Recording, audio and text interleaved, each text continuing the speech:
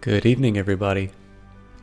Welcome to Stellaris, patch 1.6, named after Douglas Adams, author of The Hitchhiker's Guide to the Galaxy, Dirk Gently's Holistic Detective Agency, Last Chance to See, The Salmon of Doubt. I actually just finished reading The Hitchhiker's Guide to the Galaxy to a very dear friend, and that book still holds up. It's a really wonderful little bit of science fiction. A private goal for myself has been to read at least one book by each of the authors that the patch is named after. One exception to this, unfortunately, is the Kennedy patch, because so far as I can tell, Alexis Kennedy has not published any short stories or novels, at least under his name, the name I know him by. However, I have been playing a lot of Fallen London, and I have been playing a lot more Sunless Sea, as you will recall from last week, because I was having a little bit of difficulty with the Stellaris game, or the save that we were on. So I am a little disappointed to announce that we're actually going to be starting with a new playthrough, and this is the main reason for this is actually I sort of wanted to I really wanted to play that live on cast for the first time, and it turns out that in patch 1.5 Banks, it seems that there was a bug that would prevent us from completing it. Now, I've kept that save, and in fact, I believe we can restore it. But another really big reason... how you doing, Nubasaur? Another really big reason why I'm doing what I'm doing is that we have a new patch out, so not always an official recommendation, but there's at least a strong suggestion that you start a new save just to avoid any sort of nagging bugs. And then it's the 1-year anniversary of this game. It's actually kind of hard to believe that it's been a year, but it has. And as a result, this game is on sale in a few different places. So if you want to buy it off of Steam, the base game is between 40 to 50% off. I think most of the DLC is about 33% off. The exception to this would be Utopia, as it was just released. It is an excellent DLC, by the way. I was given a copy by Paradox, sort of as a preview, but I definitely think it added a lot to the game, and we'll be talking about what it does. And finally, if you are so inclined to join the Humble Monthly Bundle, how you doing, Roan Broder? I just put a link in there. I don't get any kind of kickback on this. But Jesse Quill is affiliated with Humble Bundle, and the Humble Monthly program, you can sub for 1 month or you can sub for a year if you want. But they do early unlocks, and this month's early unlock is Stellaris, the base game. So you can actually get Stellaris for $12 right now, along with whatever else shows up in that bundle. I think it is an excellent price to get this game at. And you do not need to wait until the end of the month. Once you pay for that bundle, you should have access to that game right away. And of course, more importantly, it does support a very big part of this stream. Jess has constantly given me encouragement in terms of continuing to cast and ways that I can improve it. She's had a hand in creating some of the moments that you guys have enjoyed so much. She and Jeff DeHeff helped me out with those graphics for the Full Throttle playthrough. And she obviously mods for me. So, hey, Nameless Hollow, just got Stellaris, haven't played it, waiting until you get bored of CK2, probably not going to happen. You know what, you can play both at the same time, Nameless Hollow. Hopefully you can get some excuses to pick it up right now. A new patch is always a fun time to play the game. Hey, Runebroder and OCS Winspector, sorry guys if I did that. So my decision, again, I reserved the option of continuing the Horizon Signal playthrough that we were doing with the Oklar Citizen State. I have that in the background. I'm not getting rid of that save. But what I decided I was going to do is I'm going to start a new playthrough, because it's a chance for people who haven't gotten into the game or are on the fence about it. It's a chance for them to see what it's about.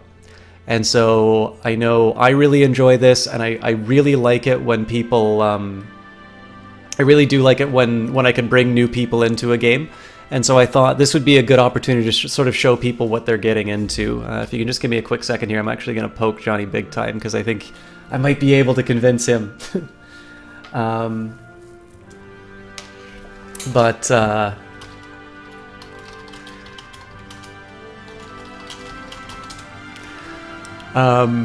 I love this soundtrack, by the way. But yeah, so I think if you are on the fence about Stellaris, this is the stream for you. I like this game. I'm going to try and give as even-handed of an accounting in terms of what makes this game work, what kind of person would want to play it and whatnot. I make no secret about the fact that I enjoy this a lot, and of course I was given a copy by Paradox, so you can weigh that however you would like. I mean, as far as... I wouldn't play this game as often as I do if I didn't enjoy it. So, one thing that does kind of amuse me here is it looks like the backgrounds for these species need to be redone. They created some new ones in the patch, but I'm actually going to start with the thing that I love a lot in Stellaris, which is creating races. I'm going to possibly test your patience a little bit because I'm going to create 3. But I want to give you guys an idea in terms of how I really like to play this game. And more importantly too, it's possible that these things will spawn inside the game. So there's that as well. So we'll create a new empire. By the way, if you are starting the game, there's nothing wrong with doing these. If you'd like to play humans, there's actually 2, the United Nations of Earth and the Commonwealth of Man. Then, of course, there's some alien empires as well. The Blorg is an absolutely charming one. If you go and check out the Paradox, channel, they do a playthrough of this, and in this case, it's just this idea of these completely repellent creatures that are fanatic xenophiles, and so they really want to be loved and find friends, but of course they are just built to be the most horrifying thing that you can run into.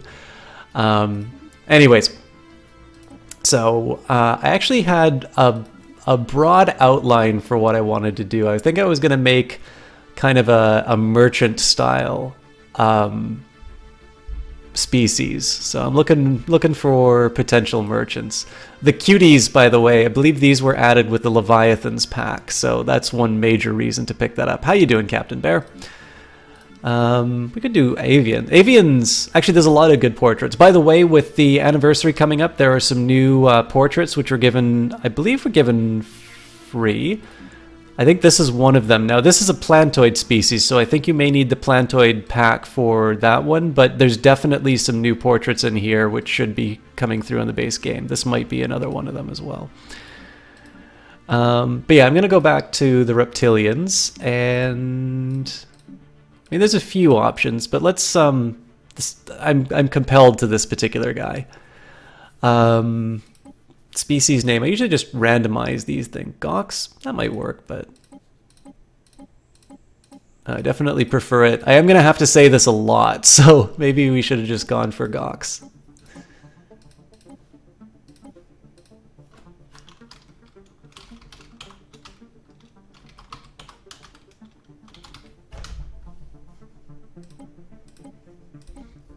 Goxy, there we go. All right, we got a few options here. I normally just go for the sort of the ones that fit the species. So the catches, they're always so complicated when they're reptilian. I'm going to take a quick second here and just take a look at some of the avian options. And I have a reason for that. Yeah, see, it's the catches, they talk about wings. I do like this naming convention, though, of sort of almost these sort of these mythic names, but this work. These tend to fit sort of the Gox names. So these things are pure appearance, but it matters to me because I think one of the things that I like the most. Hello, Jesse Quill. How are you doing? I actually said some nice things about you a little while ago, so... Been playing a little bit of Dota 2 lately. Excellent, Captain Bear. I've been out of it for a while, but I really should get back in. So yeah, we did a big write-up, and for those of you who didn't know, Jessie Quill was the person I was referring to before, so if you guys would like to support her cast and pick up this game for $12, I believe that is less than it is on Steam right now, you can click that link and that will support her. So we said we wanted to make sort of a merchant style one, so I think thrifty is pretty much default. The way that this works is that you get 2 points to start off with. So in this case, I'll expend all of my points.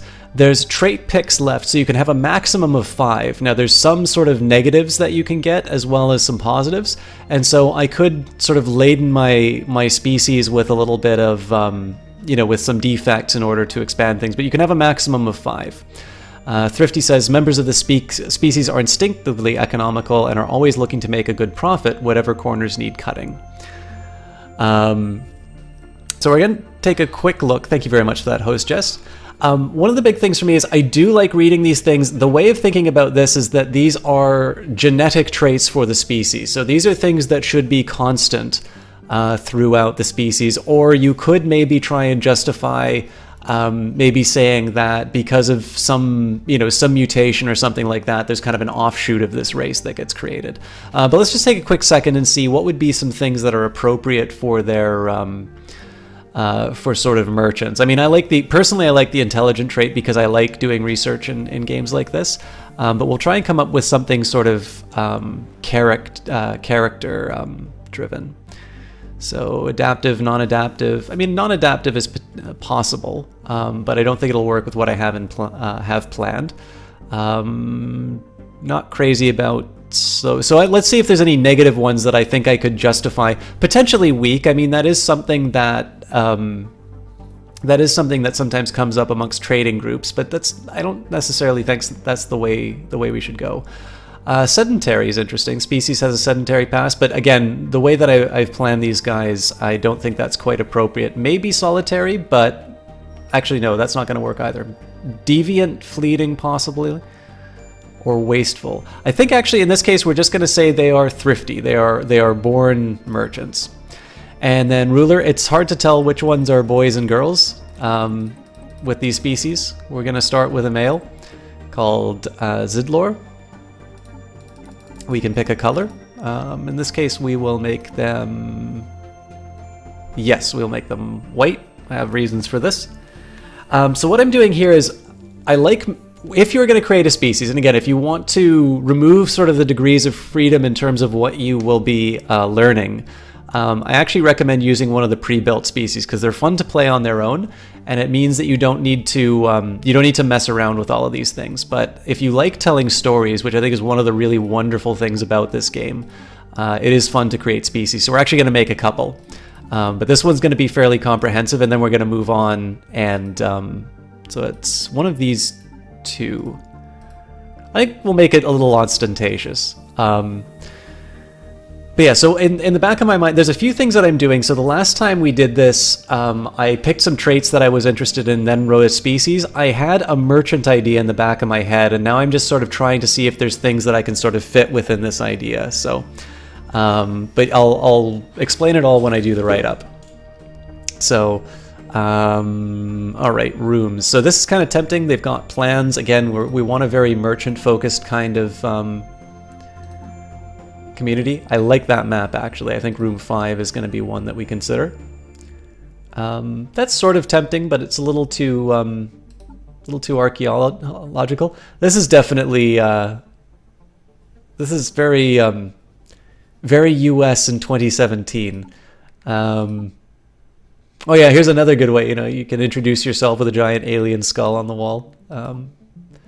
I mean, this is, again, this is almost sort of decadent, which is not exactly where I want to go. Well, this is nice. I'm going to avoid the things that have, like, weapons on the back. You know what? I think room number 5 is exactly what I wanted, so. All right, I'm happy with this. And we're going to say that these people grew up on a desert world. So it's a dry climate, dry rocky world with a nitrogen oxygen atmosphere. Precipitation and major bodies of surface water are relatively rare. And significant temperature variations between day and night cycles. Vegetation is scarce, but even moderate precipitation can make the desert bloom. And we are the children of Kirill. I think in this case we're just going to go for a straight reptilian city, just kind of make everything match. All right, ethics. So if the traits that we were looking at before were about sort of what your species has as a, genetically, this is a little bit more about how they behave. And so I decided that these are going to be democratic. Now, I did say that they were merchants, so a couple of things that you can look at will be, materialist kind of makes sense. As we reach for the stars, we must put away childish things, God, spirits, and other phantasms of the brain. Reality is cruel and unforgiving, yet we must steel ourselves and secure the survival of our race through unflinching pursuit of science and technology. So it's not obvious that it's merchant-based. You could see, the funny thing is that you could make, you could actually tell a few merchant stories. So there's nothing necessarily saying that they are pacifists, because of course you need only consider gunboat diplomacy and how wealthy the British Empire became through that. So there's no reason why merchants can't be militant. Xenophile because open trade, open borders. You could also say xenophobes, and you can actually say that they're mercantilists. So there's, it's not. The biggest thing is that I think you are not restricted to picking anything if you want to say it's like, oh, I want to play like communist or something like that. But in this case, I'm going to go for materialist, and the reason for this is I actually want to try egalitarian, which I haven't done before. And in this case, we are going to go for fanatic egalitarian, and we actually get to talk a little bit about what the Utopia patch added with this.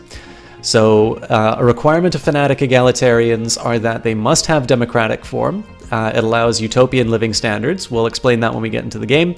Cannot have impoverished living standards for full citizenship species, cannot have migration controls for full citizenship species. We gain more influence from factions. Consumer goods cost less. So beware always those who would be despots under the false presumption that their desires and agendas are somehow more imperative than those of their fellows. A society that does not see to the needs and rights of all of its members is not a society, it is a crime. So, and then materialist here, I went for as, we already did this, but I mean, you could actually say the easiest way I could justify spiritualist merchant, Protestant work ethic, right? There's nothing saying that you cannot have religious convictions and make money. In fact, they tend to go very well in some contexts. So in this case, democratic, every 10 years we're going to select a new ruler. Democratic governments have regular elections where all citizens can vote on who will represent them. So it seems appropriate that we're going to go for beacon of liberty here. The society is a shining beacon of light in a sea of darkness. Liberty and individual freedoms are held in the highest regard here.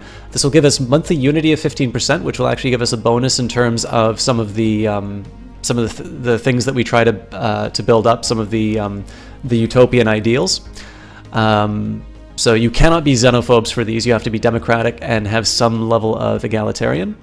And then we will do mining guilds. Again, this is mostly just because of the merchant end. Several large mining guilds have reached a dominant position in this society. The government relies heavily on their support. So you can sort of, it gives a minerals production, which is one of the main reasons I'm doing this, but you can sort of think of this as a little bit, how do I say,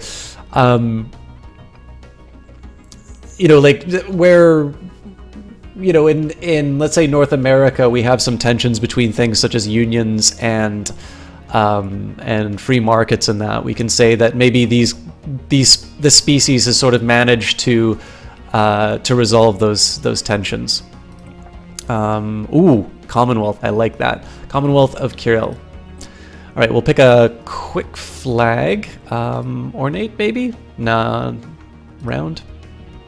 Nope. Blocky?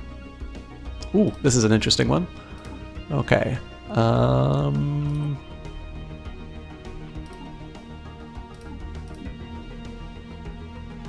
Should be the other way around, actually. There we go. a great structure coming out of the planet. I like this. Okay, starting weapons. There are some opinions of this, and I don't know what the patch notes say. I was originally going to read through them, but I know I'm going to be running short for time. So in this case, we will say that these are energy weapon users, a little technologically advanced. These directed energy weapons emit focused laser beams at their targets. They are effective at medium to close range, largely ignoring the bulk of enemy armor. FTL method. Now I'm going to do something a little different. It does recommend warp travel to new players, and in some senses this makes a lot of sense because you're not restricted. It's the slowest form, but you basically can travel anywhere you want. The warp drive generates a subspace bubble around the ship, making faster than light speeds attainable. This allows for free but relatively slow travel between the stars, given the great distances involved. Hyperspace travel. The hyperdrive allows the ship to temporarily breach the dimension of hyperspace, and interstellar travel is fast but limited to an existing path along the hyperlane network. So the risk that you have here is that you can't access certain parts of the galaxy. So one thing you want to do is get on your exploration. The last one, which is really interesting, is wormhole generators. Wormhole generators tunnel through subspace and establish a conduit between 2 points, permitting travel across vast distances. The large generators are too big to be fitted onto ships, requiring special wormhole stations to operate. So you can almost think of these as like Mass Effect relays. So the catch is that you need to build these things, but as long as you are in the range of them, you can sort of like travel out to a whole bunch of areas. So it's definitely one that's for advanced players, but in this case I'm going to say hyperspace travel. Finally, ship appearance, we're going to go for reptilian ships. So the last thing that we will do here is you can write a biography. This is purely for your your interest, but like I said, I had some plans behind this. So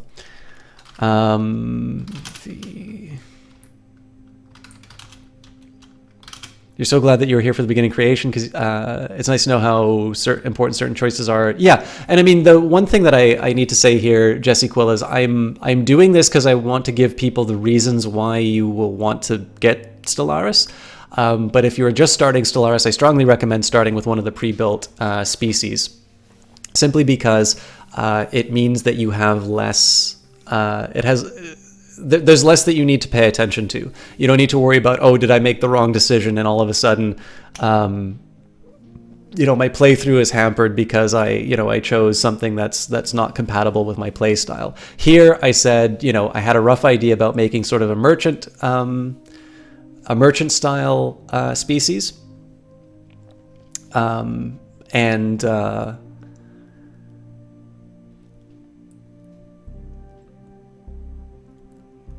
sorry, I'm just trying to think of how to build this up. But like, to me, actually making the story is some of the fun. So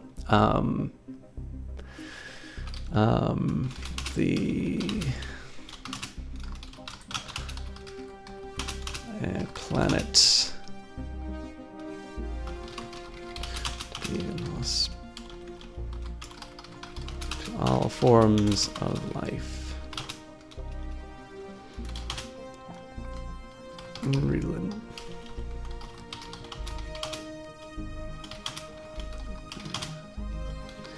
This is forced the creature.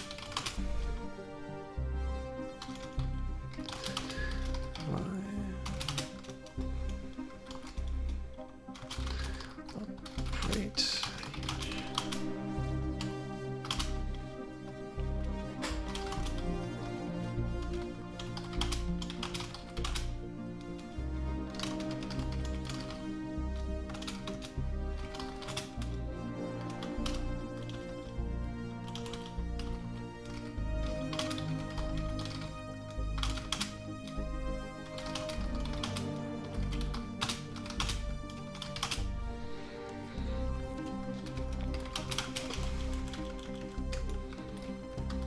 Uh-oh. No.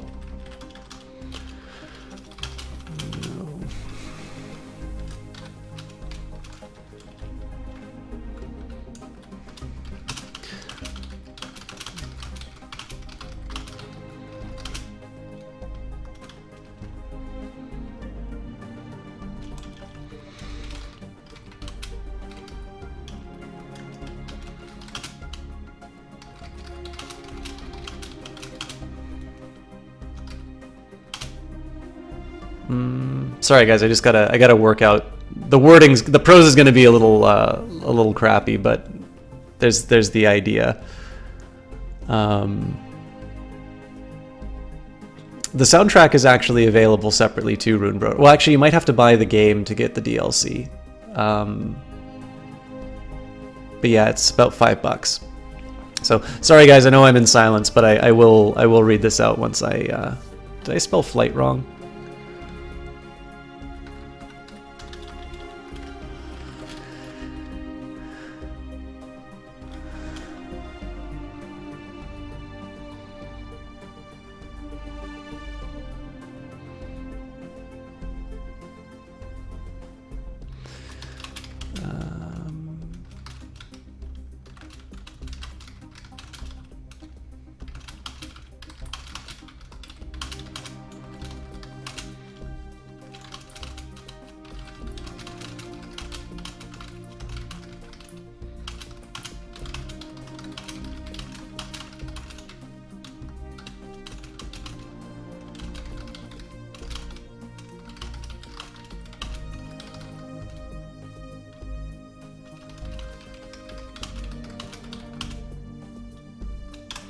All right.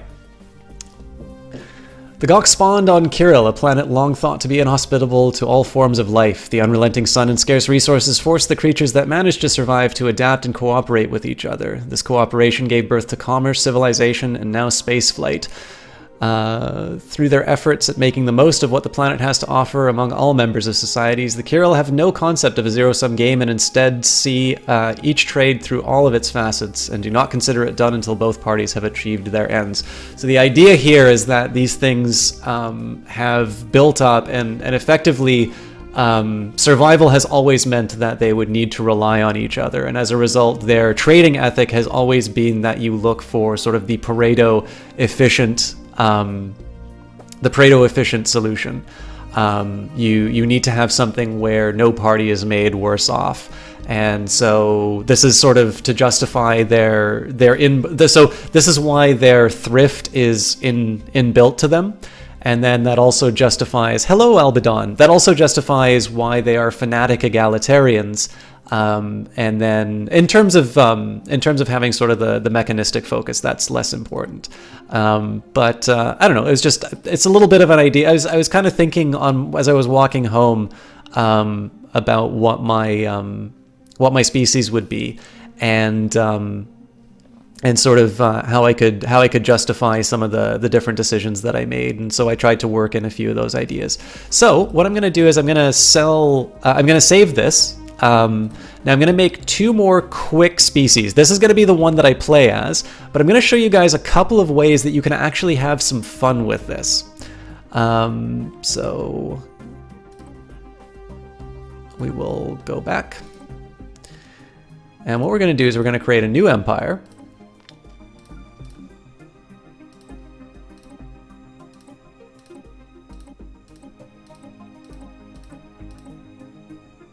Carillion. Oh, I like this.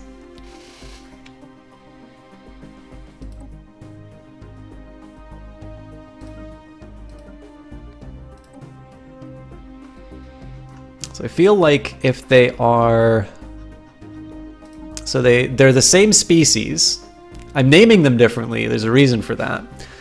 The only other thing that I could think of would be... Oh, no, I know what I'm going to do. So I'm going to make them solitary. These are going to be a mutation. And what do they get in return?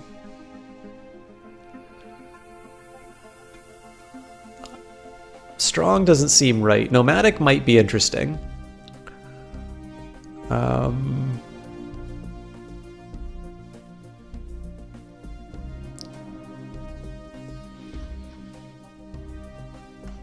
could also make them wasteful, which is an interesting take.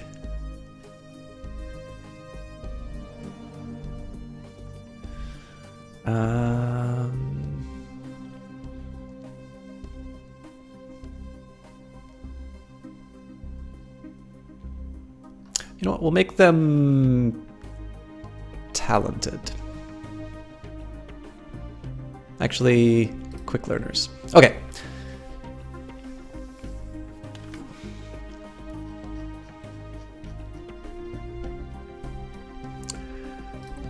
Alright, so... hang on. My traits are wrong for some reason.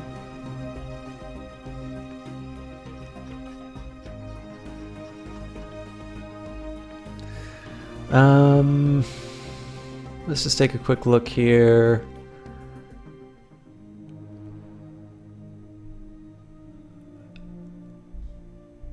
Interesting. Okay, so I may not actually be able to use solitary the way that I want, but in this case we're actually going to make it a woman. And in terms of color, I'm thinking purple or blue. Blue. We'll also set them up in a slightly different fashion. And finally, to reflect their different ethic, I'm going to go for something a little more ostentatious. I mean, this is tempting. I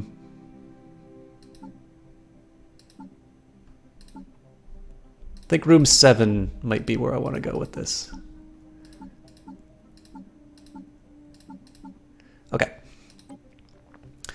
So I'm at odds about this.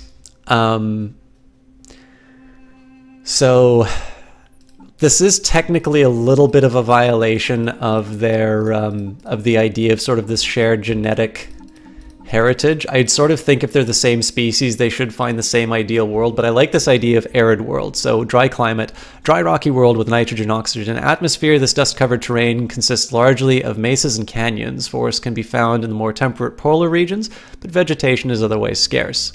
As opposed to dry rocky world with nitrogen, oxygen, atmosphere, precipitation, major bodies of surface water are relatively rare, significant temperature variations between day and night cycles. Vegetation is scarce, but even moderate precipitation can make the desert bloom. I am going to go for a slightly different, name.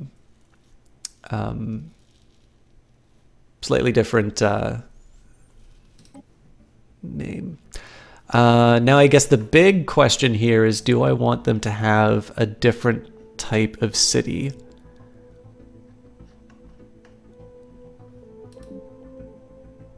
I mean, the arthropoid city actually looks very appropriate for this style. So, and what I want to do here is I want to make them oligarchs. So in this case, we're actually going to say that they have similar ethics, that they are in some ways egalitarian. Well, actually, let's just see what it says for egalitarian. I definitely want them to be oligarchs, though. Any society that does not embrace equality between its members, where an individual can rise to any position with enough hard work, is not only deeply unfair, but ultimately counterproductive. Yes, I am definitely okay with that. And although it hurts, we must grow up and put aside our outdated notions of morality. There is no divine spark granting special value to a living mind, no object of any intrinsic value apart from what we choose to grant it. Let us embrace the freedom of certitude and achieve maximum efficiency in all things. So I need to think a little bit about the civics that I'm going to adopt.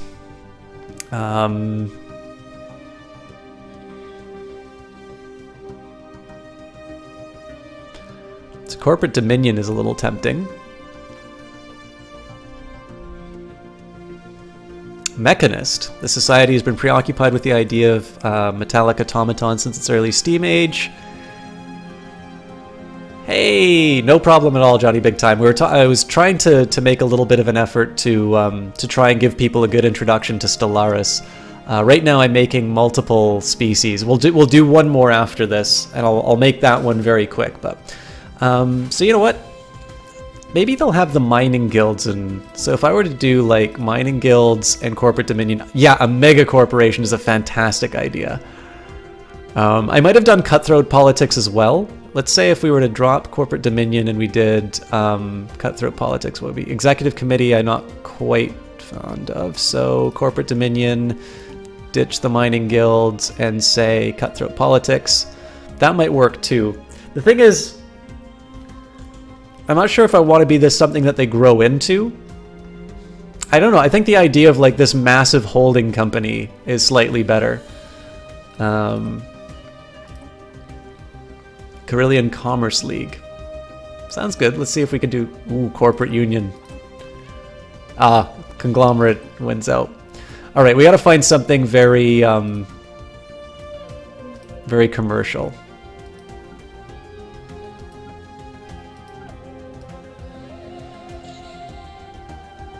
Nice. Fascists!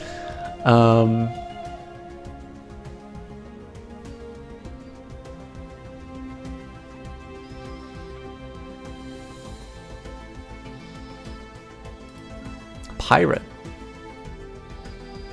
Tempting, but...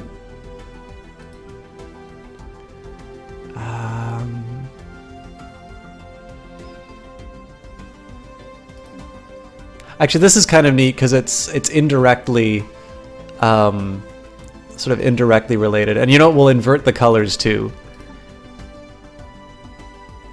I just need to decide what shapes we're gonna go for.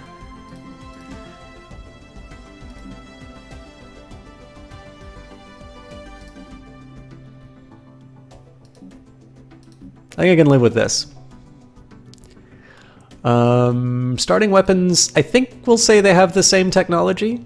And then could say they use the same ship design, which would be justified. Or we could say they do orthopoid because of their city structure. Now we'll say they have the same ships, they just built their cities differently. All right, so on the deserts of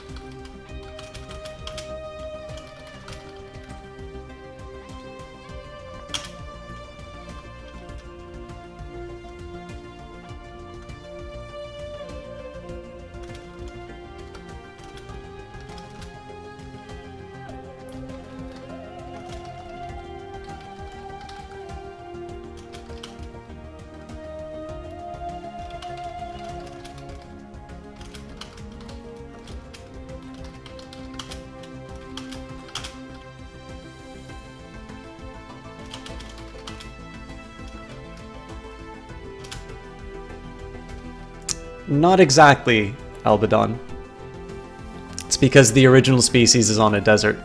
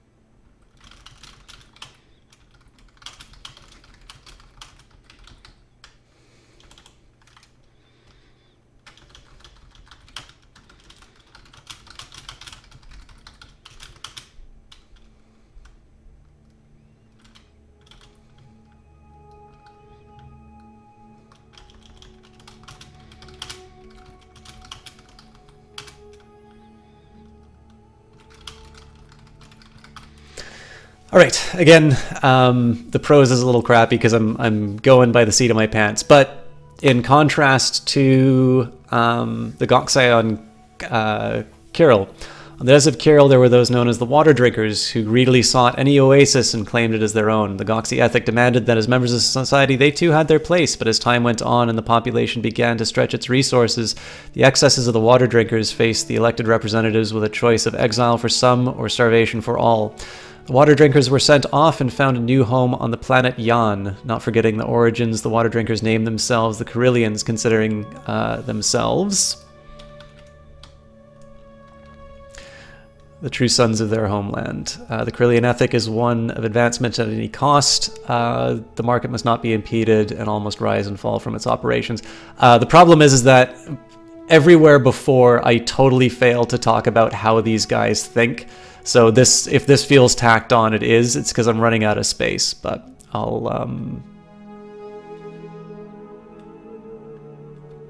hang on.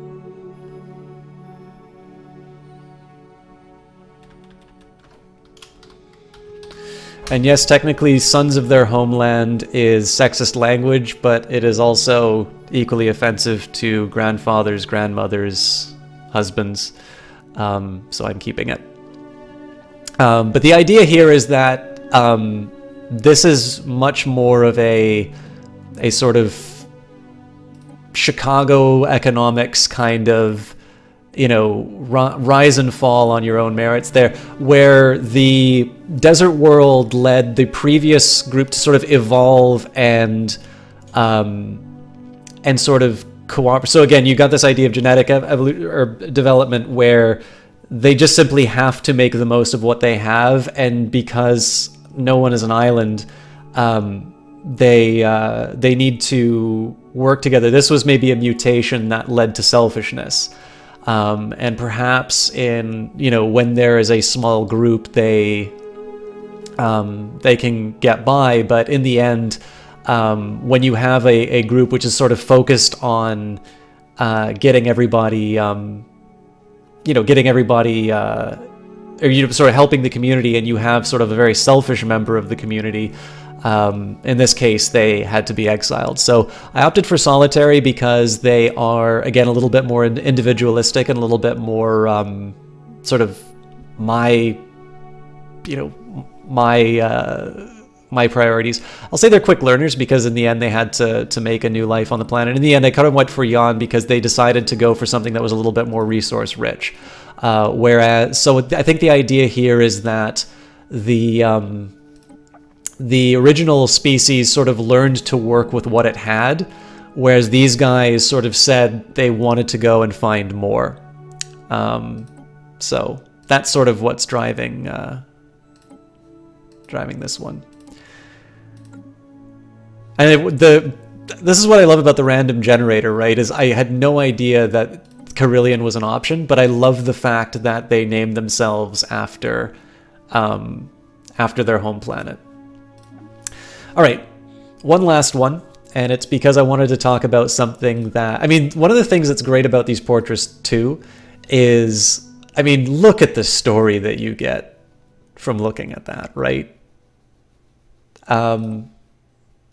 So again, Hazar.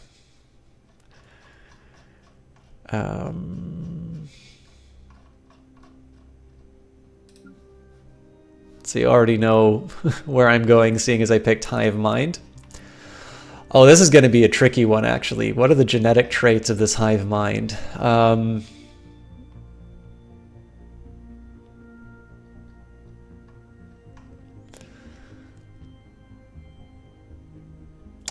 I'm actually tempted to go for technology because of the story I had planned for these. Okay, well, they're definitely repugnant.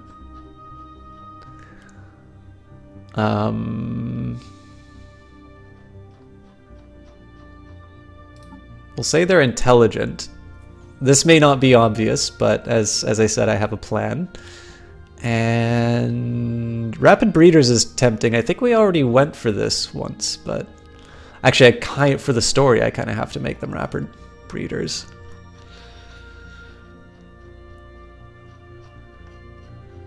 Alright, I don't know if I did this already, but rapid breeders. Consciousness! Synaptic nexus. You get 2 choices. Alright, what color do we want to make it? Red. Red's evil. And what kind of room do we put them in? I'd be tempted for something that looks like a lab.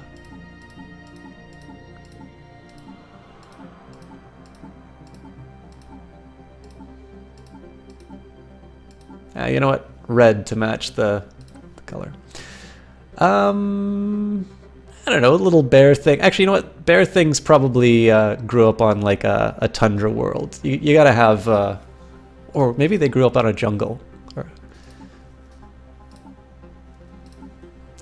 Cold and rocky world with nitrogen oxygen atmosphere. Permafrost covers most of the surface except for the more temperate equatorial regions. Stable biosphere exists, but vegetation is mostly limited to mosses and lichens. Nah. Humid rocky world with thick nitrogen oxygen atmosphere. Seasons with significant precipitation are interchanged with drier periods. Most land masses are covered in dense vegetation. I can work with that. Finuvia? Drag. Pagavon. I can work with that. Fungoid city? We can actually, but no, we won't. We're actually going to go for a mammalian city. So again, some fungus has turned this into something very different. Hive mind makes it a little bit easy. So hive mind, the hive sees all. Hive minds operate as a single organism more than a state. The population has no free will and act as an extension of the hive mind itself, much like the limbs of a body. When cut off from the mind, these drones become comatose and eventually wither and die. Any free individuals on planets owned by the mind are attacked and killed on sight, as any immune system would deal with a foreign agent. Incidentally, I forgot to describe, I'm just going to quickly explain the, oh, it doesn't, weird, I thought it explained things. Anyways, maybe I need to do, I just wanted to explain the, okay. I could have sworn there was a write-up, but, so we still get 2 ethics. I don't know the hive mind ones, to be completely honest, so we could do subspace E-phase, research alternatives, consumer god, one mind's tempting. Divided attention, strength of legions, subsumed will, pooled knowledge, devouring swarm. Jesus. Our hive mind exists only to consume and grow stronger. We will collect all available biomatter and evolve to consume the galaxy. Xenopops will always be eaten and have no effect on tradition costs. Gain society research from eating xenopops. Ship hull points increased by 10%. Monthly hull regeneration increased by 0.5. Army damage. Jesus Christ, I'm really tempted to pick that one. I'm not going to, though. I will do divided attention. The hive mind can divide its attention for maximum efficiency without losing sight of the bigger picture. And subsave.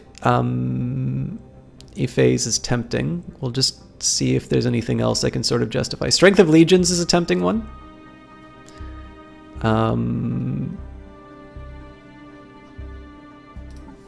But I think I can justify. So the hive's cognitive process exists partially in subspace, reducing the impact of time and space on the actuation of its drones. No, you know what? That's not appropriate. I am going to have to do Strength of Legions. This is purely a character thing that I'm doing. Hazar Collective. I'm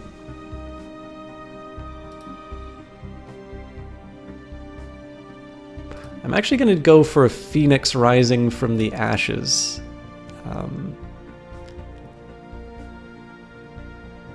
So we should have...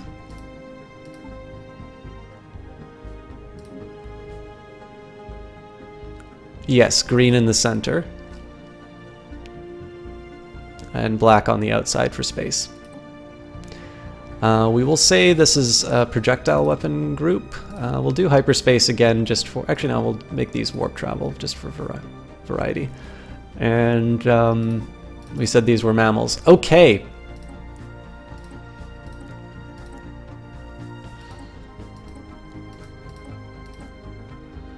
So why did I want to make this hive mind?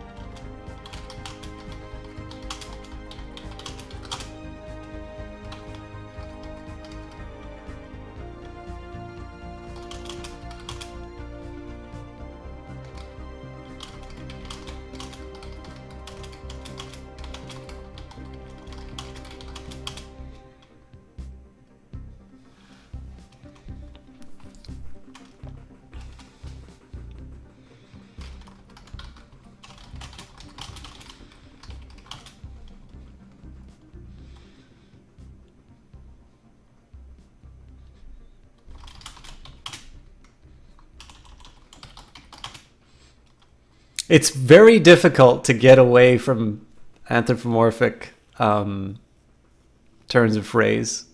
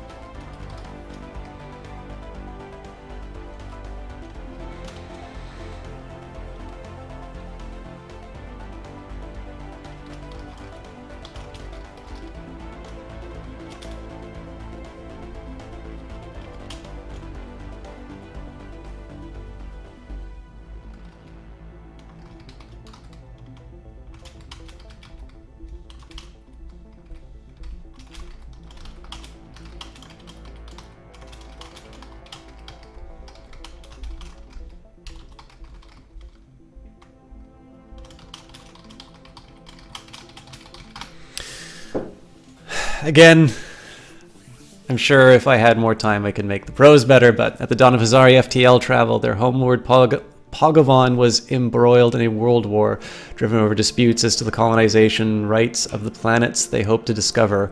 One Hazar sought to move past the petty squabbles that had held the Hazar back for millennia and would unite them once and for all, not through military conquest, but through achieving the final stage of their evolution. Through his network of contacts, he placed the virus in key cities around Pogovan, and as the armies claimed victory, they were infected and turned to serve the swarm. The Hazar are finally unified in purpose, and the colonization may begin. So the idea here is that some mad scientist created a sort of a virus or a fungus to effectively turn the Hazar into a hive mind. Somewhat subservient to him, but again, whatever consciousness moves out is beyond anything. So these formerly warlike bear people are now the host for this virus, and may now finally use the devices that were created for them. So I mean, this took a while, right? We're about an hour into the cast, but it's a lot of fun to come up with different species. I encourage you to like write these stories because this game is entirely about discovery and looking, you know, looking at space, crafting your own science fiction story.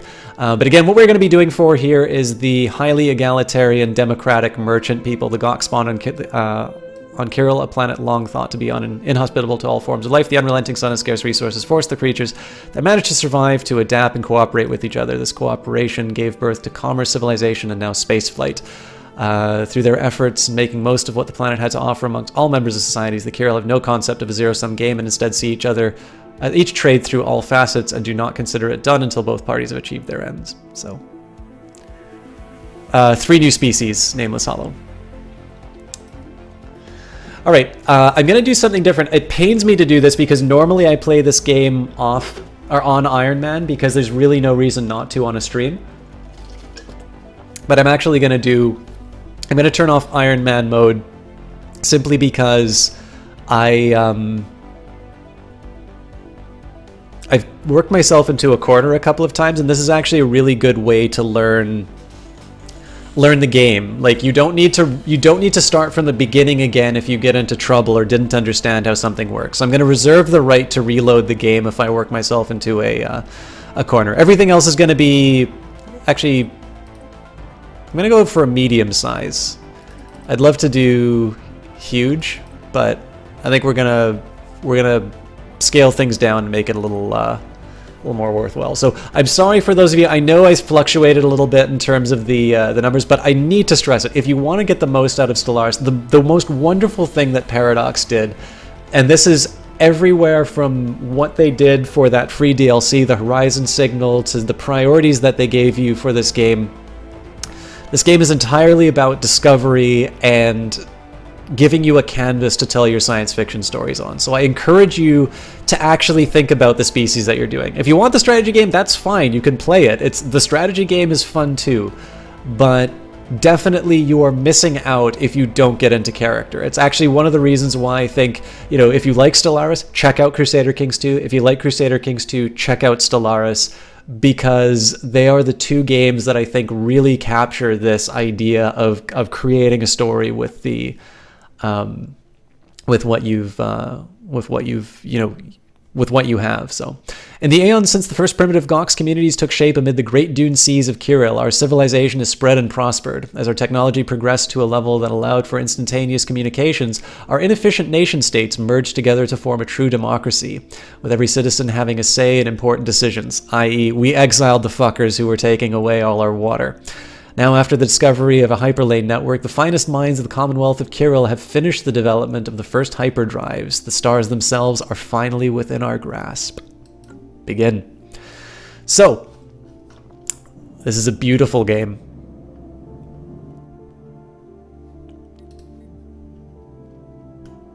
Here's the galaxy. This is medium, right? So this is already quite a bit for us to work with. You can see the hyperlane network. So if you did not pick a hyperspace travel, if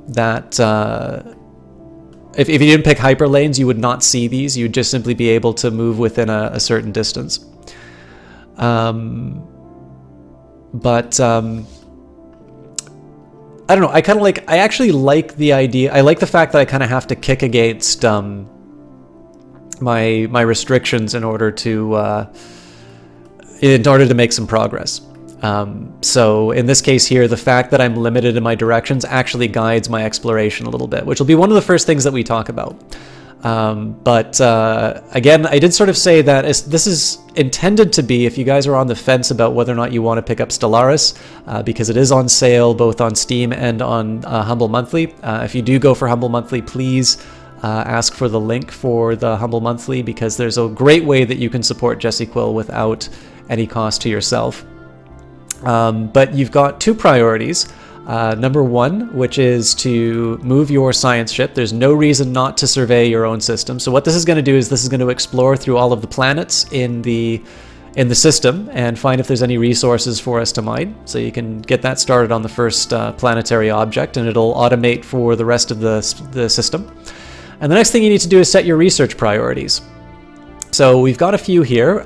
There's the blue laser. If you ever have a question about something, you can just mouse over it. So in this case, blue laser, as you might guess, is a better weapon. I could compare this to my existing weapon, but the research points it'll take me would be 600 physics research, where the other two are 360. Assist research is kind of tempting, but I'm going to be using my science, in this case it says allow a science ship to assist with the research on a colony. In this case I'm going to use the science ship to be exploring around the area, so it doesn't make any sense for this to be my first priority. So almost by process of elimination, solar panel network, 3 energy credits when I build one, and of course, more importantly, I gain that plus 15% to energy credits. So in this case, it's a little bit more like, 3.3, 3.4. All right, next up, similar choice. In this case, I'm kind of reading sort of right to left, almost like my, whenever I'm at a restaurant, I read my menus right to left. They're all a cost of 360. I'm tempted here to go for planetary unification. It'll give me +1 influence, which is not the end of the... I'm not too crazy about that because I'm already going to be getting some bonuses. Hey, Total T4. I'm already going to be getting some bonuses from the factions that generate, but naval capacity I don't really need right now. I still have 11 ships that I could build, excuse me. And Biolab is also... It's tempting, but I'm not entirely sure that's going to be the first thing that I build on my planet. So we'll do planetary unification. We'll just get the extra influence, and in the worst case scenario, we just spend our influence on more interesting things. Finally, engineering. So again, we've got a 600 here. Improved spaceport is decent. Now, nuclear missiles are also kind of tempting because that would give me some variation inside of my fleets. But what I'm actually going to go for here is the engineering facility. I don't have a whole there's not really a great argument for any one of these. I don't like the idea of going on something 600 right away. So let's say none of these are driving me wild. So what I'm doing here is I'm going for the least expensive one, so it'll be done the quickest. And then the next step, one thing is that I can say is this character does have expertise in Voidcraft, so I get kind of a 10% discount, but it's still going to take longer than all of these other ones. So in this case, I'm just going to go for the engineering facility and kind of hope that I roll something a little bit better in the future.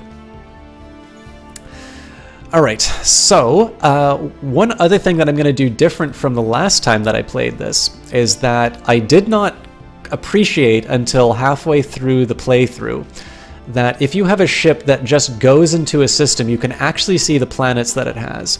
And you can see the weakness for sort of these hyperlane kind of species is that they potentially get boxed in. So what I'm going to do is instead of let my ships be idle, I'm actually going to split them up. Now I'm going to assign them to evasive. They can still potentially die depending what they run into. But I'm actually going to send them off. It works out very well for me because there's sort of 3 choke points in this little corner of the galaxy I found myself in. So I want to see whether or not I can put some frontier outposts in these sorts of areas, just to see if I can access any of the other arms or potentially find other species. So the idea here is I'm going to be looking for, I'm basically going to be looking for new worlds to colonize, and I'm going to be particularly focused on the things that I'm going to be particularly focused on the kinds of things that that'll give me access to these choke points.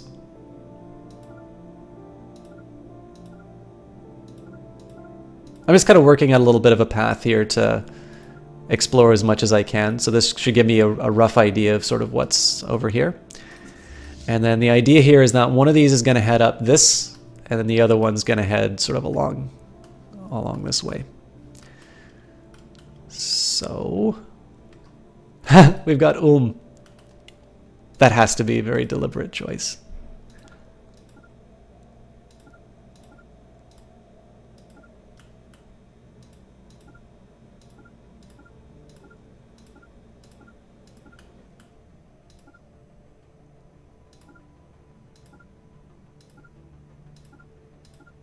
All right, that should do. And I got to make sure that I cover... All right. I'm pretty sure I can manage this. I just need to make sure that I capture that black hole. If we get the Horizon signal, I'm going to be very happy. Because I'm not playing an Iron Man game, there's actually a way that I can force the event, but it's not fun if you have it trigger that way. All right, that's going to be a bit of a shorter path, but that basically gives me some things for my fleets to do. Last couple of things that you want to do before you unpause is just get a little bit of a stock in terms of where you're sitting.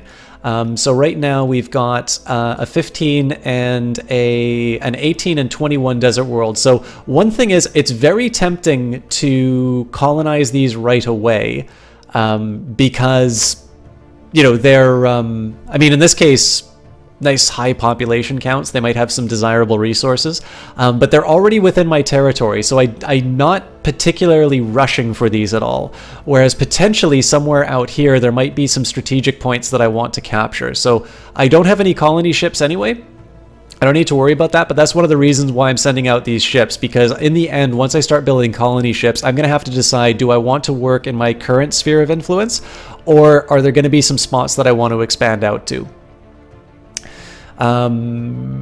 Surface-wise, I think the next few upgrades are fairly intuitive, so probably we'll start building someone here, then we might consider clearing this out. I'm not going to be clearing out any of these tiles immediately, just because those are wasted resources. I've already got places that I can expand to. I might even actually pull one of these guys out of their development and put them on like a monument or something like that. What keep combo I use for the waypoints? I basically just selected the ship. I can actually do this for the construction ship. So if I wanted them to do a little bit of a tour, I hold down the shift key, and then I just right click all the destinations I want to go to. The catch is that if you are not holding down the shift key and select a new point, too bad, you just lost all your points. So you want to be careful about that, but it's a very helpful little little tool. All right. So I don't have any expansion plans for this planet yet, but eventually I'm going to build a autochthon monument that'll give me a bonus to my unity. But again, I don't have a population to work it yet, so I'm not going to do anything with that. And then, yeah, Albadan, it's it's frustrating to do that. The first thing I'm going to build, though, pretty standard start, is just build a science ship. And then we're going to unpause the game and let things build. So I know that was a long introduction, but one of the big things, and again, sometimes for these games, you just need to jump in and experience it. I know it's a little overwhelming to go, like, if you look at all of these menus, right, I ignored so many of them. But it's okay to do that, right? One of the big things about Paradox games are that they give you lots of complexity, they give you a lot of different menus to look at, and it's good because that's what makes them interesting. That's what makes these long-tailed games that you can watch, you know, you can play them, you know, for hundreds of hours and still not get bored. In fact, what you could do, if you want to know, I can tell you about what this game was like on release compared to what it is now. And what they've added for free in the game is incredibly impressive, in my view at least. So, construction complete. All right, so we've got a new science ship. I'm going to slow things down a little bit just so I can make the most of this resource. So we're going to recruit a new scientist. Usually if you just click on something, it'll kind of tell you where you want to go. This is going to be somebody who's going to be doing some exploration. But I don't necessarily want to throw away good traits. So Spark of Genius is a tempting one to get. It's not really exploration related, but it is a good trait for researchers to have. The age difference is 3 years too, so I think in this case I'm gonna go for that.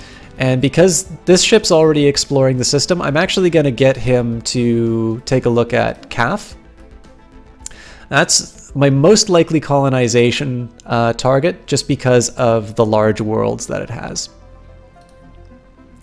Now again, you can notice already that by this ship going to Kraz, we've identified a tropical world, which we can't inhabit. But you can see that it didn't even need to be in the same place as the planet to identify that there was one there.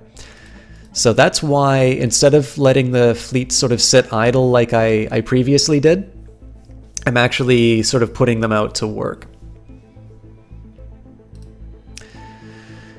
Now, I'm trying to decide what the better call is here. For Unity, which was added with... okay, so it's going to take me 27 months. We've encountered some form of alien vessels in the Dontar system. These strange objects are flagged as the Alpha aliens until we can learn more about them. Where is Dontar?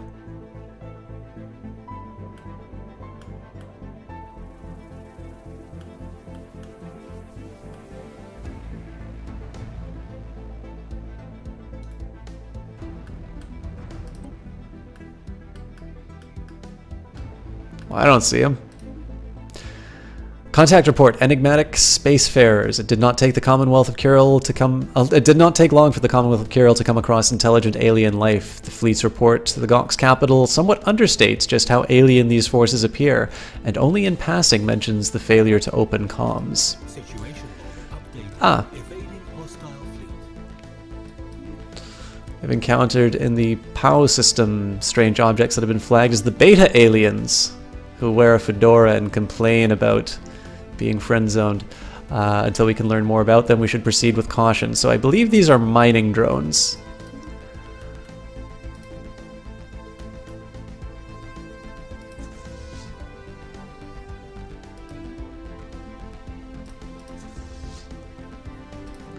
Alright, so it looks like these Garrity cats. Gamma aliens! Jesus Christ! And these things are amoeba, probably. Alright, so I might actually have to get these guys to go brave. So we're going to give them the passive stance. And hopefully they'll just be able to fly through these systems unmolested.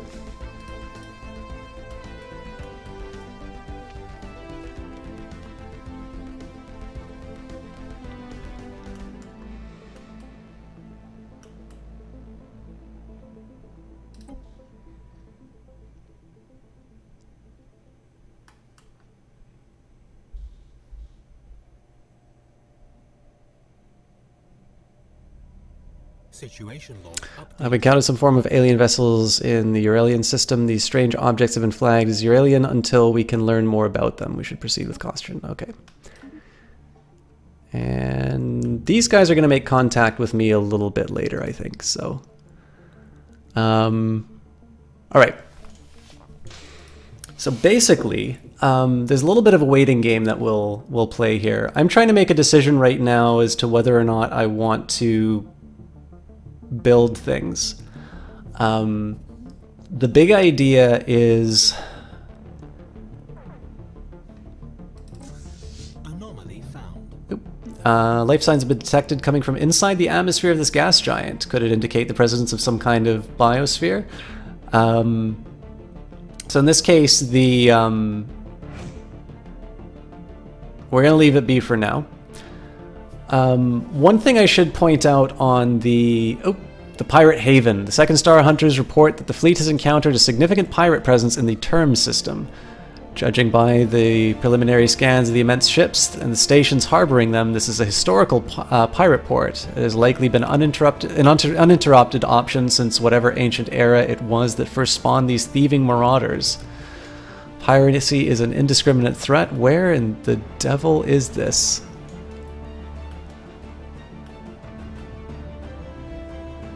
Alright.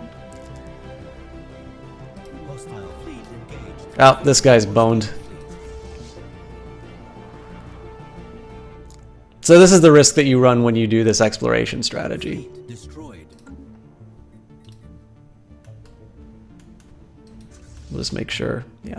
So we want to be careful of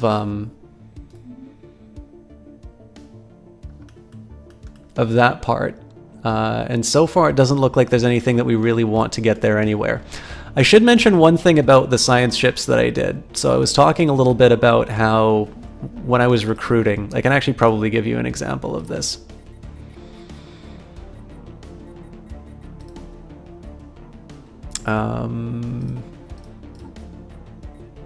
leaders.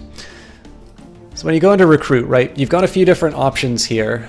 You've got expertise statecraft, you've got carefree, you've got meticulous.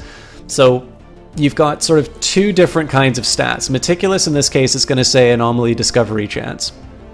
So in this case, this just increases the probability through which the guy is going to find something to research. Or girl. I mean, it's kind of hard to tell with these guys. And then you have something like expertise statecraft. All right. So let's get this guy examining my other...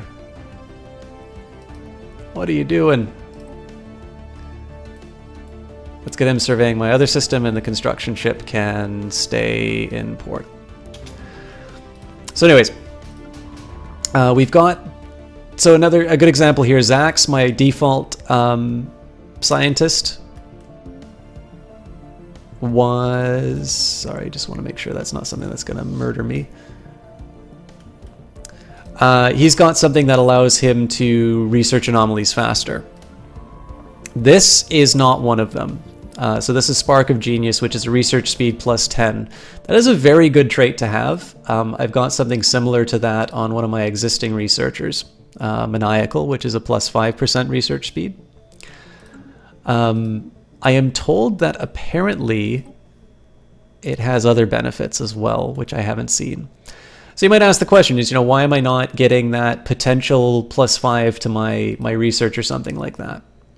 The main reason for that is that, so far as I can tell, the experience that somebody gains from doing research is a bit slower than the others. And I mean, in the end, each of these guys have, with the exception of... Actually, I guess I could switch out Xerax. I think I am going to do that. I wouldn't normally, but this one makes a little more sense. So normally when you start off, this guy has... oh god, what did I just do? Yeah. So normally what happens here, for whatever reason I was under the impression that he had one of these sort of research-based ones. If I have 3 research-based scientists who... that's a lot of minerals. Alright, we found Delta aliens.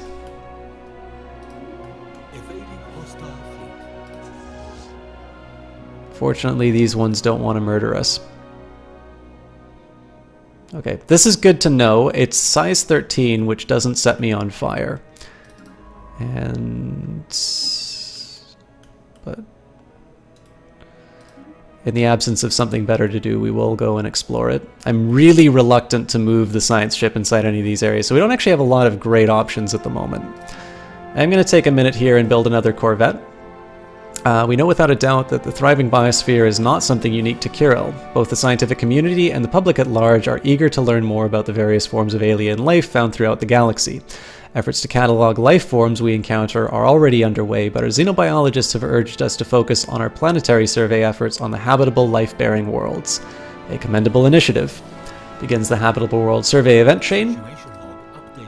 And what we do here is, if we basically examine 8 habitable worlds, we complete the chain, and we win.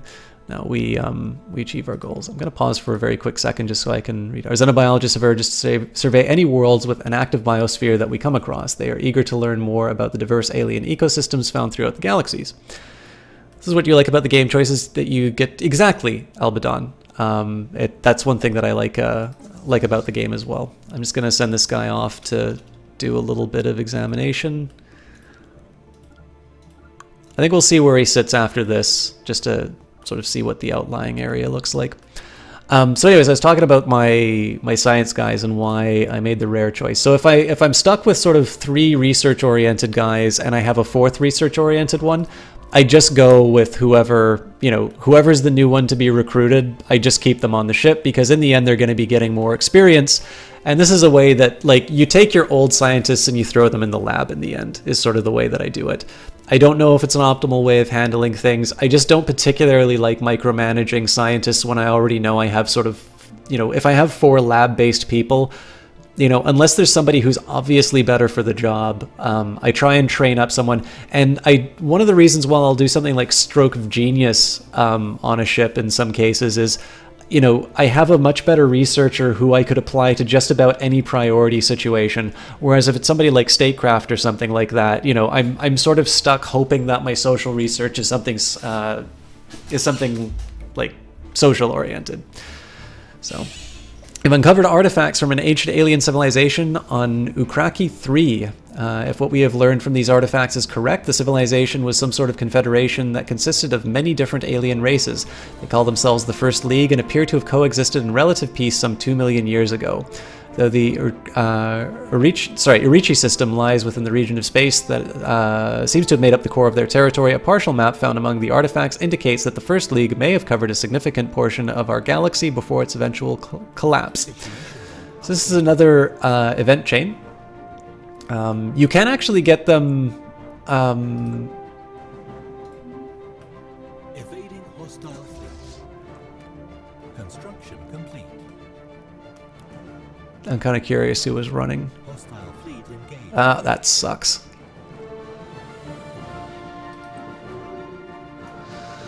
There goes another one. We are receiving a transmission from the independent space station, the Mutagan Merchant Guild. They appear to have successfully translated our language. Well met, friends. I represent the Mutagan Merchant Guild. Let me be the first to welcome you to the Aurelian system. Our organization consists of hundreds of independent Mutagan merchant captains who brave the spaceways in search of the next good deal. Hey, we got a lot in common. At our facilities, you will be able to trade away your excess minerals for energy or vice versa. Please contact us if you are interested in such an arrangement. Well met. Okay, looks like I'm about to build another Corvette.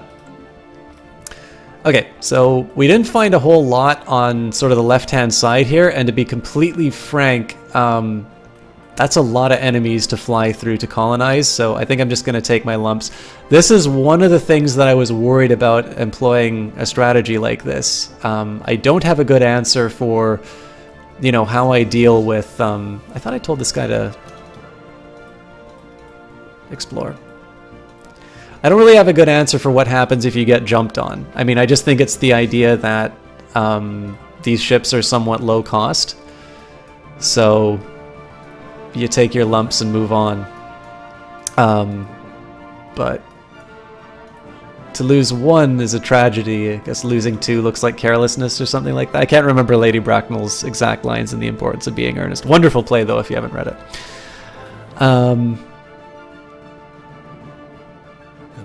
Not a whole lot of luck with colonizable planets, unfortunately.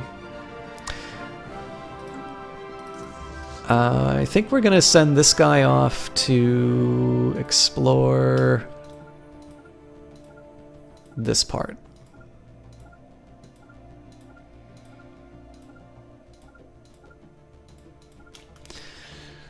Anomaly found. Okay. So Zax has gained a level. We'll be able to send him back to our home system to research that anomaly, but we've already got a level 2 one. Notice the failure risk went down by 30%. That's because it's a level 1 anomaly with a level 2 researcher. At first glance, this moon does not seem capable of supporting living beings, but nevertheless, we have detected life signs emanating from somewhere beneath its frozen surface. So we'll research that. Now, one of the things I was trying to decide was whether it makes any sense for me to build mining stations now, or if I stockpile my minerals. I accept that I'm going to be losing sort of a couple of months, or a few months worth of construction. So I'm actually going to figure this out right now. So we've got Unity in 10 months. So building a mining station is going to cost me 90 minerals right now. And over those 10 months, it's going to gain me for a month. So in this case, I'm at a net loss of 10. Or sorry, I'm at a net loss of 50 after 10 months. Now, if I go for prosperity, my mining station build is reduced by 33%, which means this thing's going to cost me about 60. So let me actually just... so I'll put my notepad on. I'm not thinking straight about this problem right now, so I just want to... I want to write down what I'm actually doing, which I realize I probably should just do this on my own time rather than on cast, but where the hell is my notepad? it's probably not a bad idea for me to... Okay. So I can spend... Build it now, 90. I've got... Originally we had 10 months, I'll say 40, so negative 50. And then... So I wait, I spend 60 on it. Okay, so actually it technically makes sense to, it actually makes sense to build the thing, at least on a 4 it makes sense to build it early, because of course I lose 50 over the course of those 10 months, but if I build it and then move forward, it's going to cost me 60 anyway, and I'm not up any mineral resources. So for a 4 it makes sense. For a 3 you break even. So if you plan on, I guess it goes, if you plan on going prosperity, depending how far you are, 4s and 3s make sense to build on, but otherwise they don't. So deep scans of Yurichi 5A have revealed a large ocean heated by hydrothermal vents beneath the ice mantle covering the surface. Science officer Zax dispatched probes from the ISS Xandar that drilled through several miles through several miles of thick ice and found that the water below was teeming with life. We will need more resources to conduct a thorough study of the many unique life forms inhabiting this ocean. Situation log. Now, what you can do with that, this was the last place that he needed to explore, so we can actually take Mount Deep Sea Expedition. Problem is this guy needs a skill of 3, so we can't follow through on this.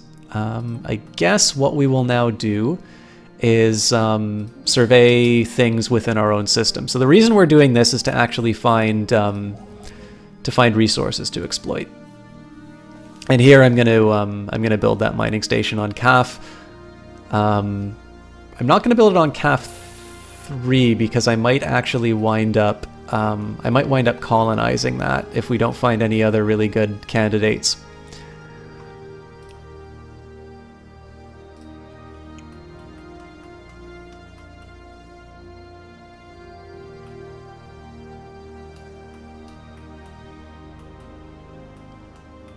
Okay, so we've got another, we've got sort of another opening near this, the system. I mean, if we don't have any other better options, colonizing one and then the other might be a way of approaching sort of this hyperlane.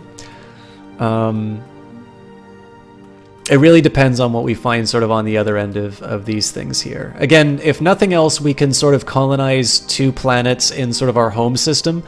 But that's not really expansion. We're not going to do a whole lot with that after the fact, so I've held off. It might also make some. It might make some sense for me to put some effort into building up more ships. But at the moment here, I'm a little more interested in exploration. Right now, I don't have a lot of things that I want to do with those resources, except maybe build something that will get me more resources. And so that's why I've been sort of stockpiling here. You know, 10 a month is not a lot to. You know, that's nothing to sneeze at. So I'm okay sort of sitting and waiting, preserving the option. This is going to take me about, what is it? I guess 23 months or so? Probably a little less, but 20 months. And then what I might do, I think I'll actually build I'll build a monument. And then I'll actually, I'll get a guy here and then I'll start clearing out the planet. So I don't need to worry about the planet for a couple of years. Anomaly found. There are signs of activity by an ancient precursor civilization on this inhospitable rock. So when it's matched up, again, it's half the value of trying to take on something 1 point above. So I'm keeping with that. What do I want to do with this? You know, I'm actually going to go left with this ship first. The reason for that... System survey complete.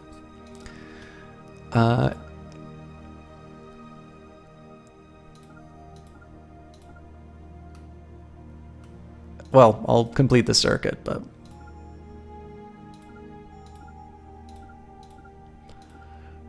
Main reason I want to do that is so I can look at these. So if I expand out my empire and it sort of leads me to sort of taking this layer as well, if there's a bunch of colonizable planets sort of in this area here, that's an indirect way that I can sort of start taking on these resources.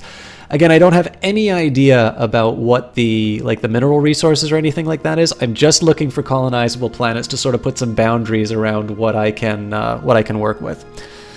All right, so we've got the Zeta aliens. I have a feeling that this is going to be a player race.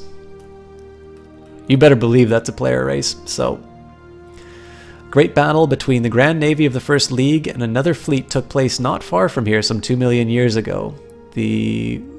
Still no idea of how the sector system works? I will do my best to explain this, Gundir.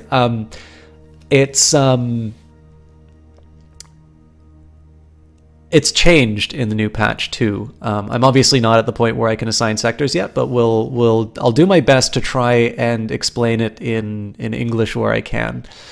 But I'll just get this out of the way. A great battle between the Grand Navy of the First League and another fleet took place here, not far from here, some 2 million years ago. The gravity well of Ulafo 3A has since captured much of the debris left by the engagement, and the wreckage of several massive hulks can be found on the moon's surface. So, yet another research project. Unfortunately, we need skill 3 or higher. So, I'll get my science ship off doing something productive. Ulm seems like a good place to check out, and then one more system for us to explore. For now, I'm going to move my construction ship back because we're going to be getting that prosperity bonus any minute now. I did start the research on the Zeta aliens, right? I did not. All right. So I'm doing that because this is a player character. I want to see roughly what I'm up against, if they're potential friends or foes.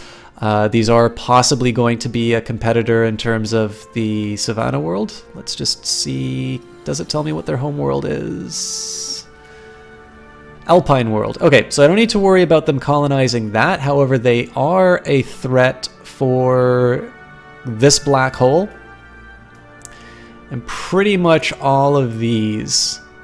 Maybe not the tropical world. And I normally like going discovery, but in this case we are going to go for prosperity because it's going to make all of my mining stations so much less expensive.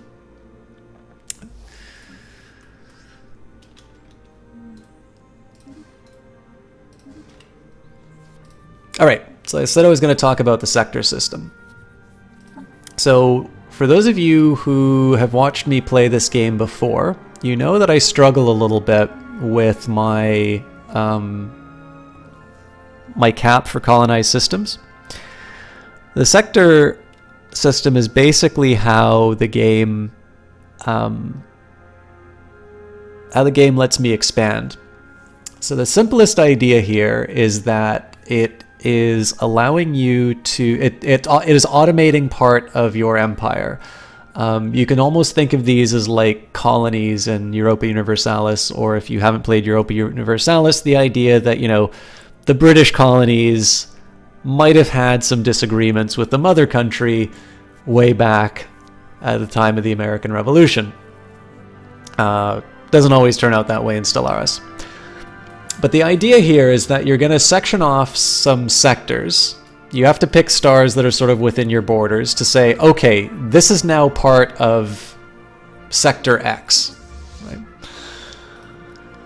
And what the idea is that the resources that are found within that sector become sort of that sector's responsibility. An abandoned ship has been left to drift aimlessly above this moon. The massive sails protruding from its hull suggest that it relied on solar power to function. I pretty much always research this kind of stuff. So, question number one, why do I want to do this? Because there is a cap on the number of planets you can directly control. And once you get over that, you start getting penalties to your your resource management, and that includes things like influence and happiness and whatnot. So the idea here is that if you give systems to a sector, it gains those resources. It will manage them for you, and it will also it will consume them on its own. The hell is that thing? All right. So the idea here, let's say that I gave them, you know, we've discovered an abandoned solar sail ship in orbit around 3A. The sublight vessel was built by an unknown culture and appears to have be several thousand years old. One of the massive sails has a large tear where some kind of object passed through, most likely a meteoroid, which appears to have disabled the vessel. Although the technology of the ship is severely outdated, it does possess some interesting engineering design choices, which gives us 60 engineering points. So let's say we gave Yurichi, Appen, Kaf, and we don't know what's here, but let's say we created a new system and we gave them these. This actually wouldn't be too bad because they've got one planet, so my... Oh, crap. I am really bad at managing these fleets. After successfully translating their language, we established communications with the Lyrite stellar hegemony. Diplomatic channels are now open and all hostilities have been terminated. Alright, so they're Federation builders, they're pacifists and fanatic materialists, so we can work with these guys. We're the Lyrite stellar hegemony, minions of the wise overseer Haskbrim. Our aim is to improve ourselves through the use of technology, and whether you agree with these goals or not, we trust you to remain amicable neighbors. So the catch is that they're a technocratic dictatorship. So we say we have much to gain from this encounter. First alien encounter. The news that we have encountered intelligent alien life for the first time has been received with mixed feelings by our populace. This confirms what we had long suspected, that we are not alone in the galaxy. Each new alien species we encounter represents both an opportunity and a threat. We must be wary. These particular Xenos have a level of technology similar to our own, indicating that we achieve spaceflight at roughly the same time. This changes everything. All right.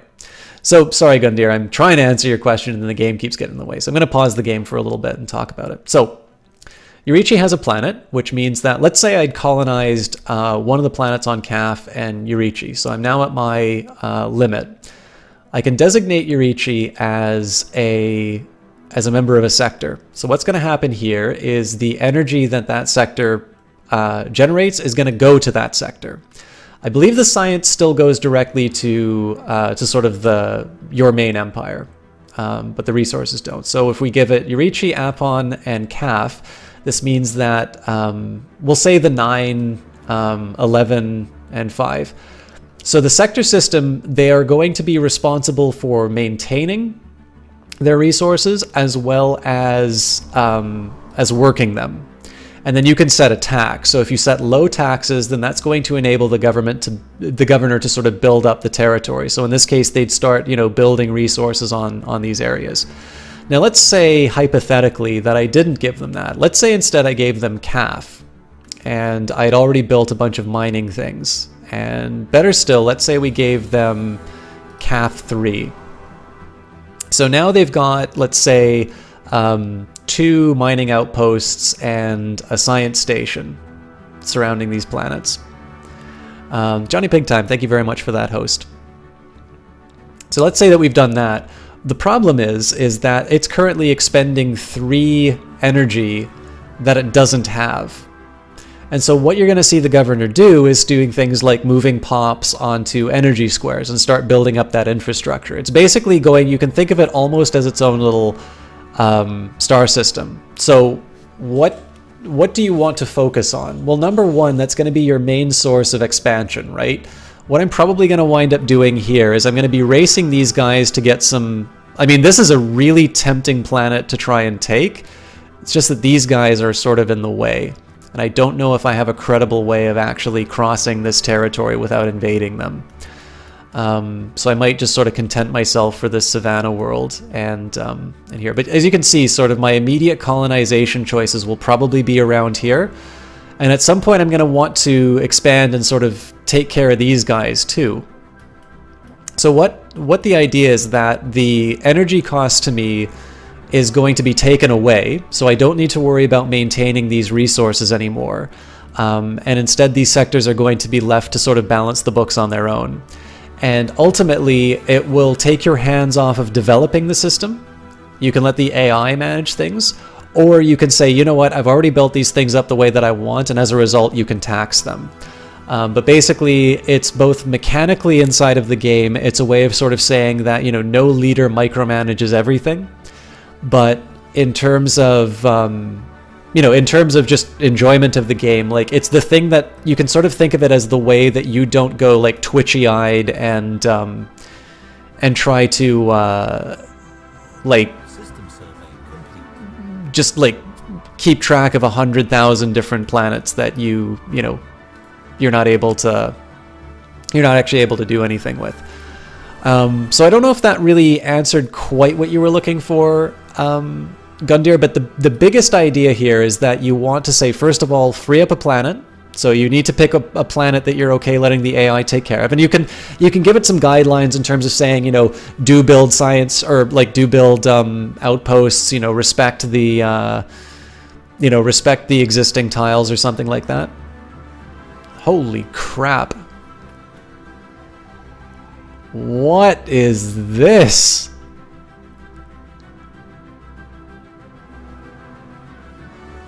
Please don't go there. Oh crap, he's going there.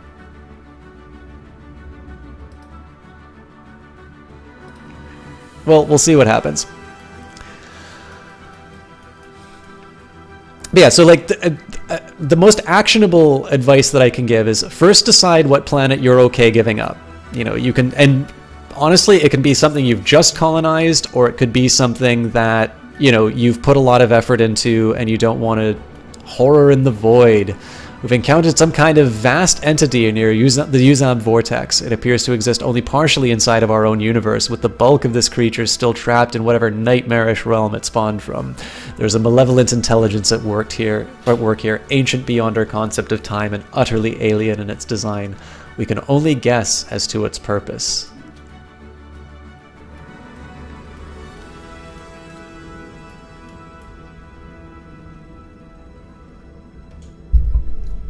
What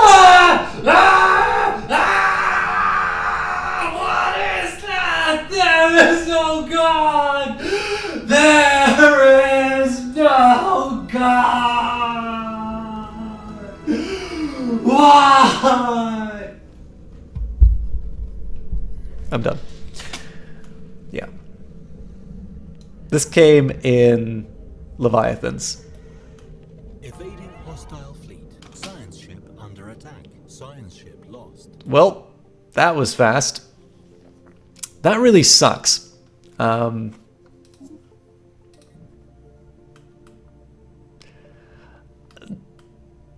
believe that particular one does, Gundyr. Man, I didn't even have a chance on that. Alright, well. This is not a great start to the game, I'll be honest with you guys, but that's fine, because failing things is sometimes fun.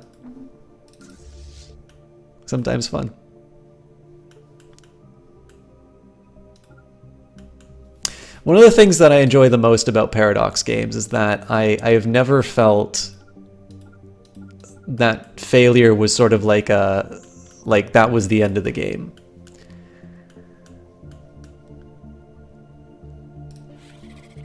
But I was talking a little bit about sectors. So yeah, the thing, like, first of all, focus on what sector you want to get rid of, and then basically say, how much can I make their responsibility? One science vessel and I believe two military ships. And I mean, they've more or less fulfilled their purpose of looking for habitable worlds. Construction complete. But I'll get like a circuit done. I mean, I was trying something new, right? Like I wanted to see whether or not there was a way that I could sort of explore my my options in terms of colonization, and I did, but it came at the cost that I wasn't you know, I had to pay in terms of minerals. So I get early access to information, which is good, but it comes at the cost that I'm not necessarily going to be able to you know, I'm not going to be able to do that in a costless way. All right, I screwed that up.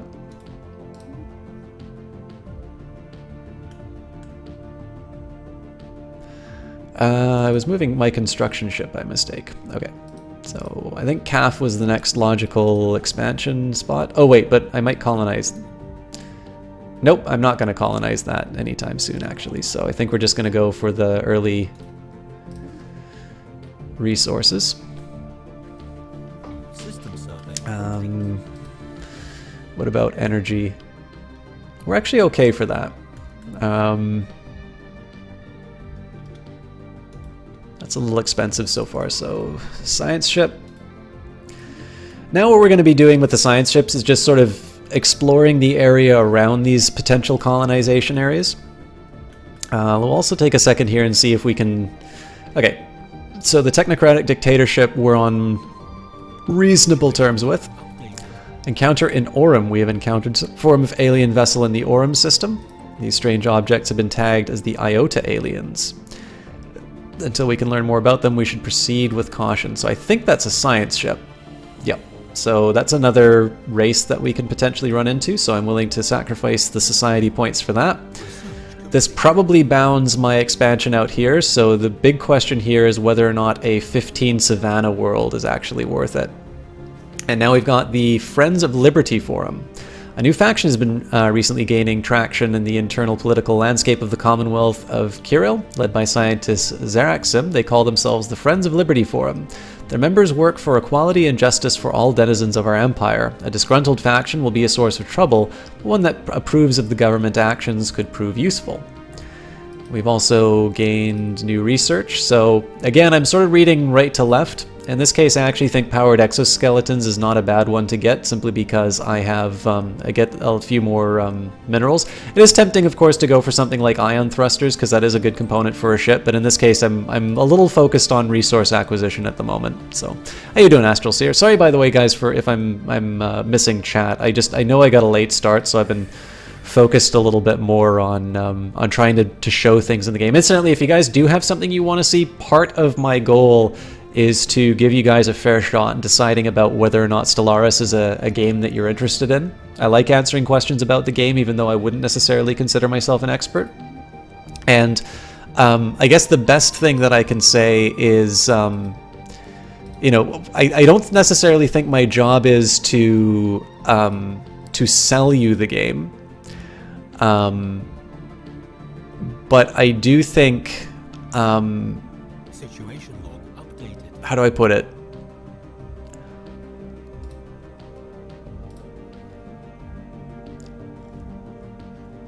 I sort of get that games like this... So this is one of the most successful Paradox games, first of all. So I think, and I can tell you it's the most approachable, in my opinion. But I just think there's a certain tendency... People who otherwise would enjoy this game potentially run into a situation where they're like, oh yeah, I could never play something like this. It's too hard. Kappa aliens. Which apparently are nowhere to be found. Oh, there they are. That is also definitely a player character, so.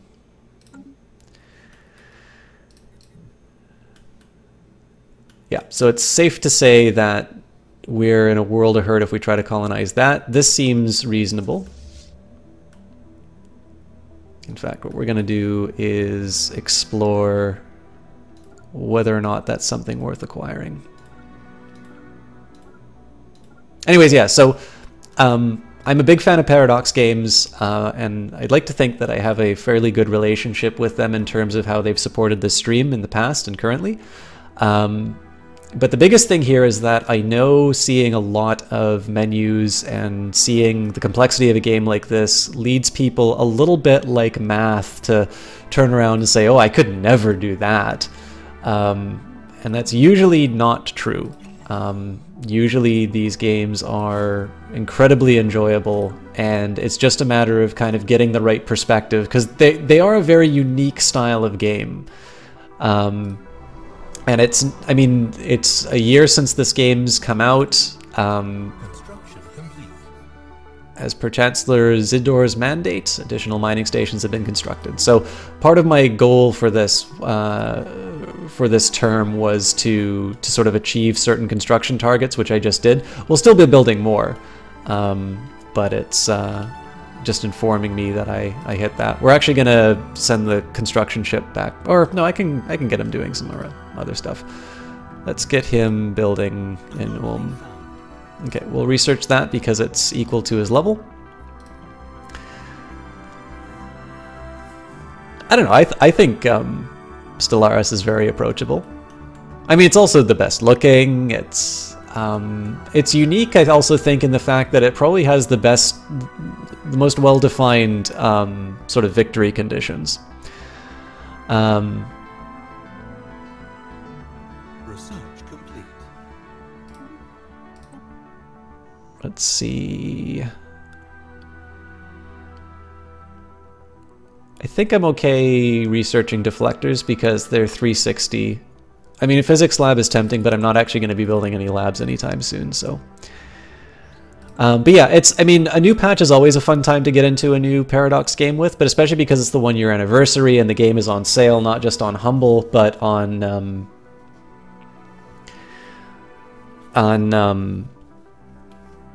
how do I put it? On Steam, you know, it's an affordable time, and for people who are on the fence, I want to do my best in terms of giving people an idea. Zool7, thank you very much for that follow. I kind of want to do at least my little part. I mean, again, if you're looking for a Stellaris expert, there are definitely other streamers who are better at that. But insofar as I can sort of explain my thought process behind things, I think the biggest thing that I can do is assure you that if I can figure out this game, then, you know, then anyone can. And it's very enjoyable, especially if you love telling stories. That is the biggest reason to play this game, in my view. What was previously thought to be assorted mountains in the southern hemisphere of Tisium 2, what was previously thought to be assorted mountains in the southern hemisphere of Tisilum 2 have been identified as massive skeletal remains of a single colossal alien life form. The bones have been dated as 3.4 billion years old, but our scientists have ruled out that Tisilum 2 could have supported life on that scale at any point in the planet's history. Science Officer Zax has prepared a special research project to delve further into the mystery. I would say so, Astral Seer. I'd actually argue it may even be better suited as a storytelling game than Crusader Kings 2. Alright, so these guys are wormhole aliens like we were talking about. So if I wanted to... after successfully translating their language, we have established communications with the galactic Azanti sovereignty. Diplomatic channels are now open and hostilities have been terminated. You also get a little bit of influence for doing this, so... Alright, so we have equality in line with these guys, but not much else. So the galactic Azanti sovereignty, plutocratic oligarchy, and they are hegemonic imperialists. They're also xenophobes, fanatic xenophobes, so they're probably going to close off borders to me. I speak for the High Commissioner Pagro of the wealthy elite of the galactic Azanti sovereignty. Your alien ways are objectionable to us, but perhaps we can still engage in limited trade, assuming your inferior civilization produces anything of value. We pursue true equality. Do not stand in our way.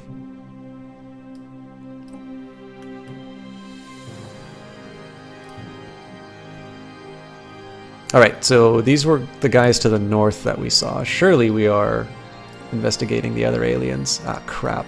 I don't remember which ones were the other player character. Oh, nope, that was the one. Alright, so this has kind of bounded our exploration already, but I might as well get this, you know, I might as well just get this done, and then we can head back home. We've encountered some form of alien vessels in the Euphravis system. These strange objects have been flagged as the Lambda aliens. Can I see them? That is also a science ship, so we're not going to get any social research done for a while. No, Namus Hollow. We're actually fairly early on in the game. One of the things about war is that, so you look at this, I'm basically at my default strength, which is 24 times 3, so that's 72. So I don't have the space station. So basically my empire starts with the same space station everyone else does.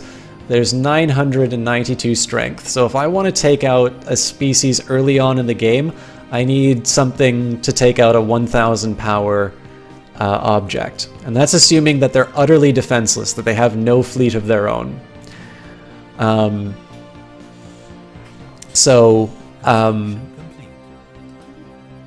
realistically, so I mean, let's even just think of the possibility, right? So I've got, oh crap, sorry, let me tell my science ships to get to work. I should probably, I mean, one set of these to actually start looking at the neighboring systems to my potential colonization targets. That'll help me make the decision in terms of where I go. And then the next one, I'm going to explore sort of my immediate area because it's possible that CAF will extend my borders.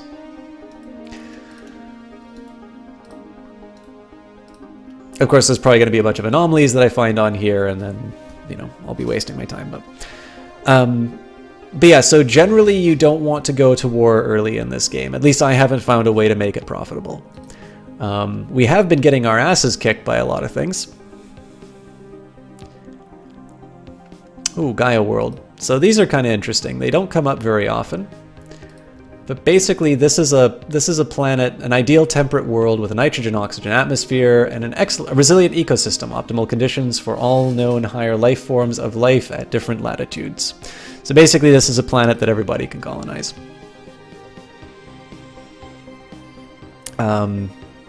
Anyways, what was I saying? Okay, so let's consider the most optimistic scenario, right? That we fill our naval capacity. You can actually go over and just suffer a material loss, but just to give you an idea, so we'll round everything off. We'll say that these things are worth 20, and then we'll do the rest of the math a little bit later. So 20 times 10, you've got 200. Oops, sorry, just a second. Receiving a transmission from the Mirovandia Manufacturing. They appear to have successfully translated our language. Diplomatic channels are now open and all hostilities have ceased for the moment. So, egalitarian and peaceful. Okay, so actually these guys are very similar to the Lyrites. Greetings, I speak for Chief Executive Officer Daisy Maple and the wealthy elite of the Mirovandia Manufacturing. We're always looking for new trading partners, and hopefully we will come to some sort of accommodation that will benefit the commerce of both of our nations. We pursue true equality. Do not stand our way. I'm glad to hear that. Astros, do you own this already? I can't remember. I'll take a quick peek at these guys when I can. Okay, so these guys are sort of natural allies. So I also want to be careful that they don't sort of build some kind of an alliance together, which puts me in jeopardy. But anyways, we're saying so 10 of those, so we have 200 power. Then we have the remaining 4, so that's 280. And then 14 times 4 is going to be 56. So that's, what, 326 or something like that. We're basically at 1/3 of the power that we need to take out that, that base, assuming that they were defenseless. So, as you may guess, it's very difficult to sort of take somebody out early on in the game. So you're planning on it once you get your bearings in EU4. That's your next Paradox game on the list to try and get a hang of. Cool. So yeah, Astral Sayer, I will, I think you've probably already heard this, but I will let you know if you are pretty sure you want it. It is currently $12 as part of an unlock for the Humble Monthly Bundle, and you can help support Jessie Quill if you use her affiliate link. I believe that is cheaper than it is on Steam at the moment. And then if you want to get it on Steam, it's between 40 to 50% off. So it's actually a pretty good deal on the game right now as well. That's one of the reasons why I'm doing this and why I'm being a little more granular in my playthrough, which is to just sort of say, it's like, what do I do on the opening turns of Stellaris? It's not even a good opening. It's actually a pretty terrible opening, all things being considered.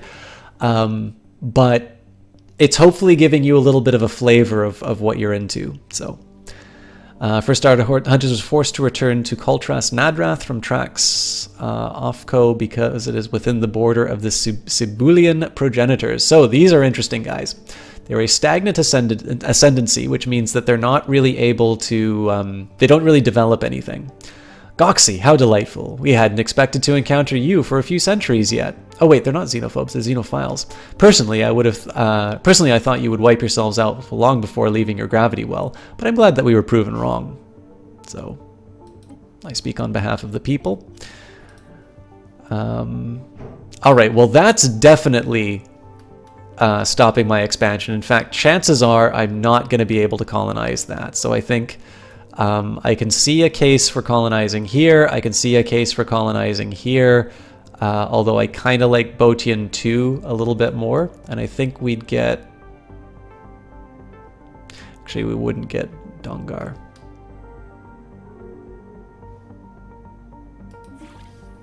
No longer see any reason to keep you locked out of our territory. Our borders are open to you again. Well, thanks, jackasses. Anyways, so this is basically an incredibly powerful empire that... don't feel too bad if your empire falls apart. That seems to be the most common outcome for young civilizations such as yours. So these guys are... they've sort of hit their peak and they're not going to develop anything else. They are immensely powerful. So if you try to tangle with them, you are in deep trouble. Anomaly found. All right, leave it be. Oh, it's not in my territory. Drop. All right, well, we'll keep building stuff on Ulm then.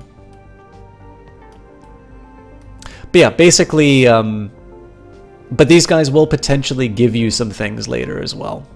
So, all right, so let's take a quick look where we are. So these guys don't like me because they're xenophobes. They don't fully hate us because we are egalitarians. But not a whole lot of chances for alliances there. The Kraus, so they don't want to form a defensive pact with me, but they don't like our bombardment policy, which is probably because of their pacifism. These guys are potentially allies.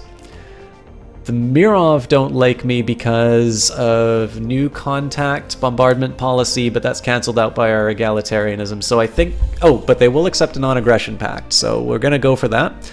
From a non-aggression pact with this empire, we'll be unable to attack each other while this is in effect, and this will increase their trust of us by 0.5 a month to a maximum of 50. So this is a nice little way of developing a relationship. Unfortunately, they don't seem inclined to do so. But I just gotta live with that. And yeah, I'm sorry to be such a whore about selling out the game, guys, but it is, I mean, like I said, one, it's a good opportunity to get into the game now. And then, I mean, second of all, Jess has contributed a lot to the cast, and I know I shout her out, and I do encourage you guys to check out her channel if you haven't. But I don't have a humble partnership. I likely will never have one. But if you... the bigger thing, of course, is to get the best value. You know, this is a way that you can support the developer because you are buying it through a legitimate key site, and you can get it at a good price and potentially get some other games with it. I don't know what else will be inside of it. And of course, if you prefer buying it directly from the Paradox or directly from Steam or something like that, you can still get it at 40 to 50% off, which is a good price. After successfully translating their language, we've established the communications with the Avandi Interplanetary Combine. Diplomatic channels are now open and all hostilities have been terminated. So they are a military dictatorship. They're xenophobic and fanatic militants. Alien creatures, I speak on behalf of Grand Marshal Valdrig den Polsok, the undisputed ruler of the Avandi Interplanetary Combine. Respect our borders and keep out of Avandi affairs, and perhaps our mighty fleets will refrain from visiting your wretched worlds. Xador speaks on behalf of the Kirill people. So, good news is these guys are nowhere near me. Bad news is that they are superior to me, and they don't like me because they're xenophobes. So we're sort of seeing the limits of our expansion. We might be able to get one up here. Well, size 15. Can probably get one over here, but we're going to have to fight our way for it, so not likely, but we can definitely get here on a size 18. This is actually a pretty prime target, although I'm going to rush... At the very least, I want to set up some kind of a... an outpost to claim this territory. So, kind of, we're going to expand out to sort of this. And this will be... Actually, these guys are probably going to get mad at me if I colonize this world. So we'll say this is going to be our goal, and depending on how things go with the Karos, we might be able to take them over. Now you'll notice that my energy is going down. This is because I'm building a lot of mining stations, but I'm not building sort of things to build up energy to compensate for it. So that's going to change when I build a mining station on Ulm 5. And what we're going to do here, I'm just going to send my ship off to build up these mining stations.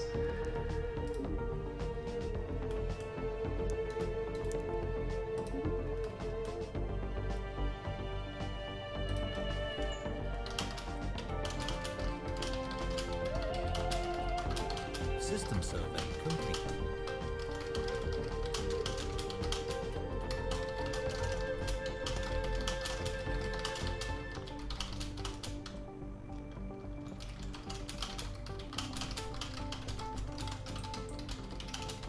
Sorry guys, just wanted to send something off quick. The infinity equation. As the third star hunters approach the Gargantua black hole, they find that they are not alone.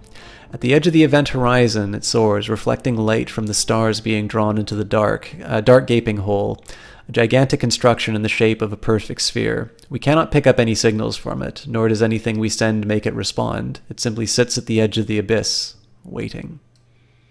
Situation log updated. Do we get to see this thing?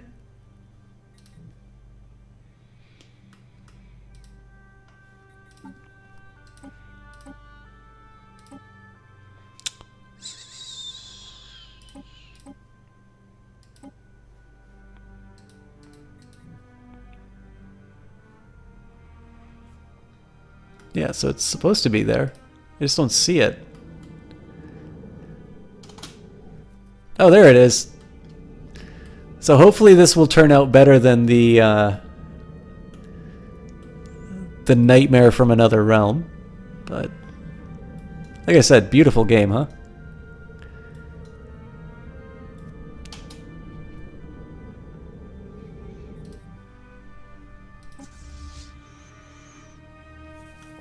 I'm just trying to think. I think I've exhausted the options for my contact report, Leviathan. We've now found beings far surpassing anything encountered in our Empire's spacefaring history. Life capable of growing to an unprecedented scale, rivaling moons in size and mass. Nothing could have prepared us for this. This day will forever mark a turning point in the story of the Commonwealth of Kirill. Let us hope that we survive long enough to tell it. We are but motes of dust. So yeah, again, this is what you will be getting. Something like the Infinity Machine is something that you will be getting if you get the Leviathans DLC, which I believe is 33% off. If you were looking for the first proper like expansion pack, then what you want to look at is Utopia. But Leviathans is really interesting for two reasons. One, these Leviathans. You don't put them in the title unless, you know, you're going to do something with them. I'm going to build a solar panel network and we're going to start building out our fleets. I've already committed a bunch of resources to building up this infrastructure here, so I'm okay for that. Now I think it's time for us to focus on getting an economy going and starting to stake out some places in the galaxy. Also, generally you want to have your your fleet at max wherever you can. So I'm just going to take a quick second here. We can do private colony ship, which actually is very tempting because we're going to have a large energy surplus. Or we can do decreases to ship and building costs. Both are very tempting. Apparently this will even further reduce mining station. No, that doesn't make sense. Ship cost, building upkeep, ship upkeep. Private colony ships are definitely the way to go here.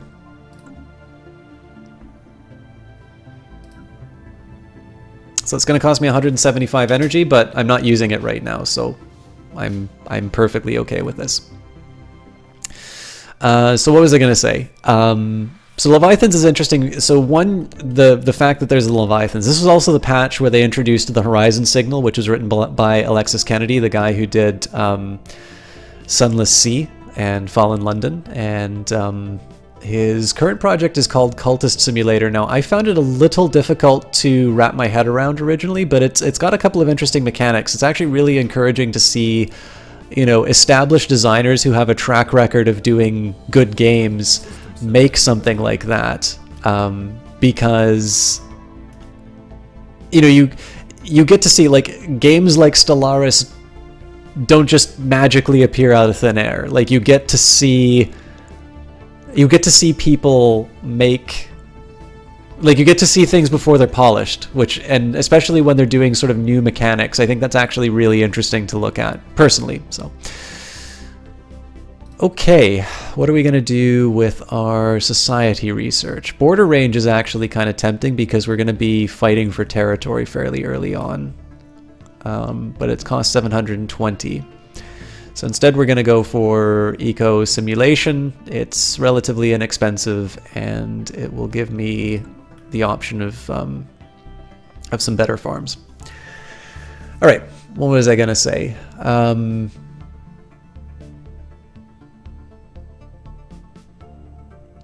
But in addition to that, it also unlocks some, you can kind of consider it a story pack. So one of the things that I like, and you'll notice that I've been very hesitant to like crank up the speed, and it's mostly because when I do that, I tend to get hammered with a whole bunch of like different events that come up, and I kind of like telling the story, right?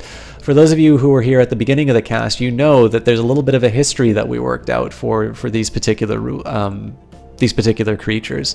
And again, I mean, I can completely understand a very strategy-focused player not worrying at all about what the what the story of their species is. But I think I just think in this context, it's a I don't know, it, like, to me, the enjoyment is sort of the emergent stories that come out of this. Like, to be able to have things like my home planet winding up being the name of the sort of the offshoot species I made. Like, you can't make that up. Well, you can actually. It's, it's why I really like that moment. But like, it's definitely something where I think the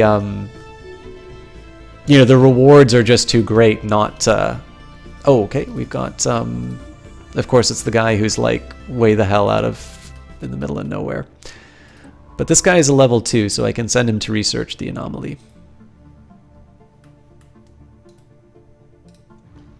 Oh, birth of space piracy. Certain irrational and criminal elements in our society have left Kirill to seek an outlaw's life in the far reaches of space. In a display of surprising ingenuity, these brigands have heavily modified and weaponized a large number of civilian starships.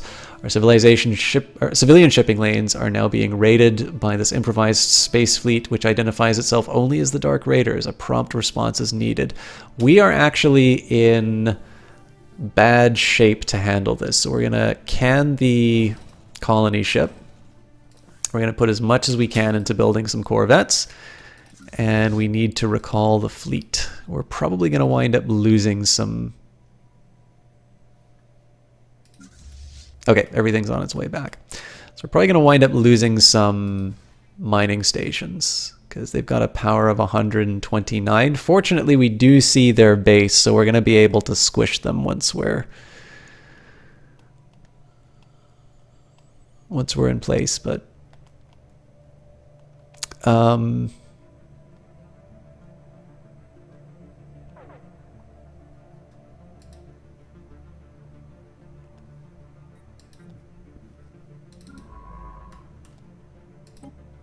I gotta wait until these guys sort of make their move. Let's make sure they're not anywhere near an entry point. Okay.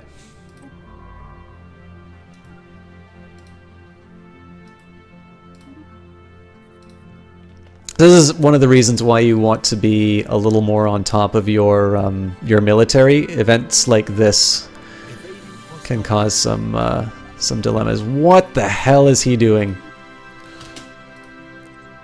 They're walking straight into the pirate fleet. That's very frustrating, actually.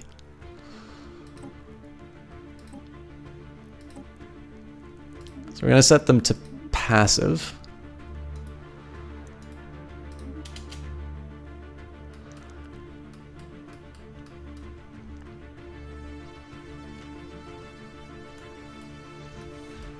Okay. False alarm.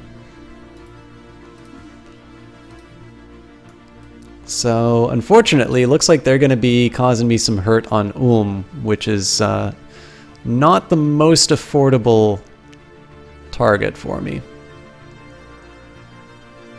Oh, actually, no, that's not true, because they're all 2s, so the impact will be... The impact will still suck, but slightly less than I thought it was going to.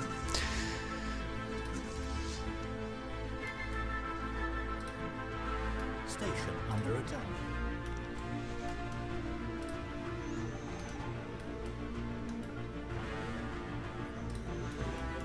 Again, I'm not throwing my ships into this because I don't have the strength to turn this into the fight that I want. If I can at least match them, I'd be willing to go for it. But in this case, I just think, you know, accepting the loss of the mining station, it's 2 resources down, which is unfortunate, but it's a manageable loss. Also, let's work on building up that queue again.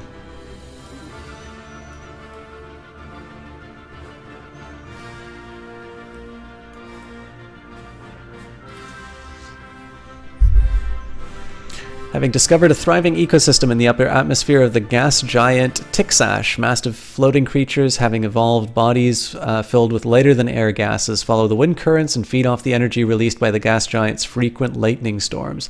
These beings in turn support colonies of smaller animals that prey on atmospheric plankton and each other. Alright, so that was the one that I sent off to explore my own system. Now I gotta be a little careful about this one. Nope, they are heading right into something I don't want them to head into.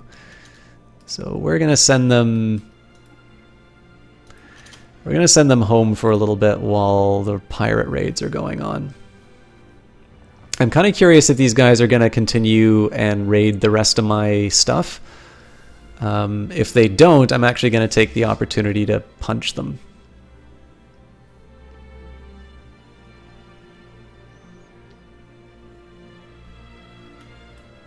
Oh, sorry, if they do, I mean. We definitely have enough ships to cause them problems, but I am going to be interested in seeing what they do. My understanding is that they don't sort of run around and just destroy your empire, but I guess we'll find out in a little bit.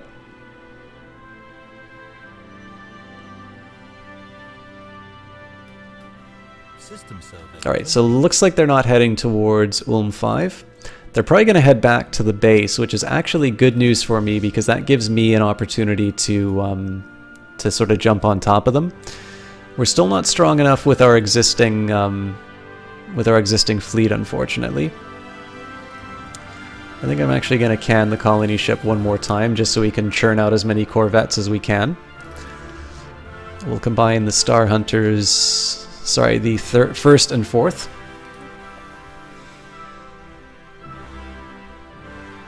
So in terms of overall numbers, we can actually deal with these guys now. The catch, of course, is that we're not all in the right spot. In fact, one of our fleets is going to be very slow in arriving. So. Although I wonder if we can trap them. See, it'd be interesting if I can fool them into an attack that will suck them into my my station, but they outnumber us by quite a bit. So, the constant calculator. We picked up a signal. It originates from the titanic metallic sphere we encountered earlier. Previous impervious to contact attempts. It now sends out a rhythmic pulse of radio waves pointed towards the black hole that it orbits. What it's doing is beyond any of our staff, but this signal might have created an opening in the sphere for our scientists to exploit. Fascinating, and I've not seen this before, so I do need a skill 3 scientist, which I have, but I'm not gonna... I will take my time on that. I don't believe that is a timed event, so... Yeah. Now the problem here is they're actually going to head looks like they're going to head back to their base, which means that they're going to have the advantage of those defenses. So I'm going to need to build my fleets even stronger. But them's the breaks. We'll go get it to repair the Ulm station as well.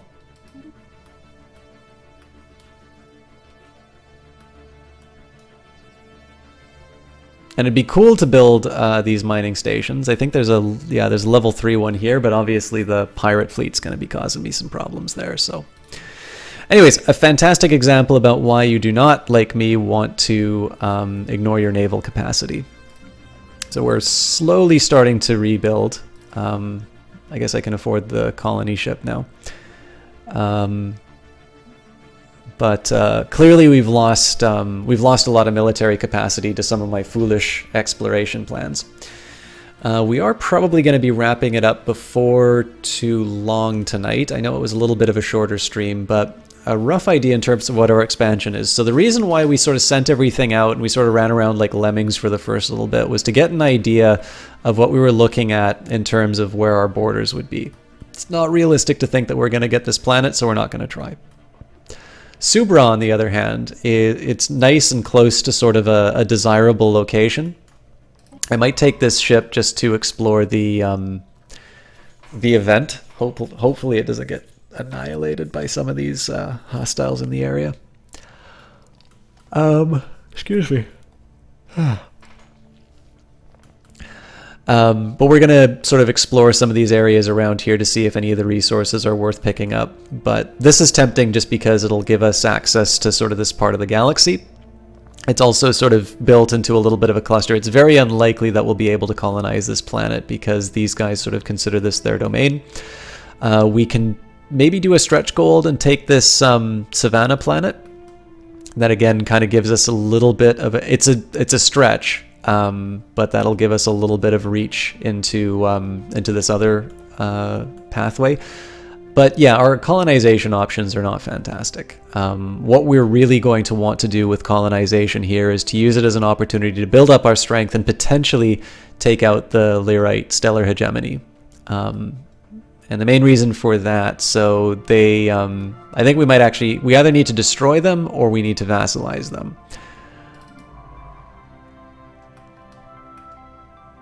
Let's, what's the path I should do?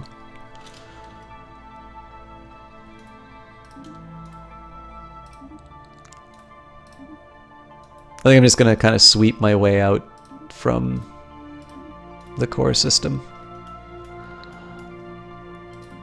Alright.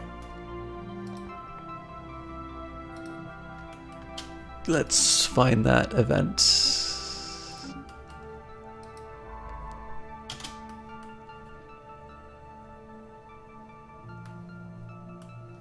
Ah, yes. But yeah, so what we're going... This is a little bit of a stretch. Definitely this area is a nice sort of natural extension. Of course, we get 2 planets for free. Like, we don't build any sectors off of this. So I am definitely tempted to at least take these 3. 4, really? That's... I'm surprised by that, actually. I don't find it as playable on 4. But then again, I read... like, as you can sort of see from the stream... I talk a lot. Also, for some reason, I completely misread the size of these fleets. We can actually crush these guys. And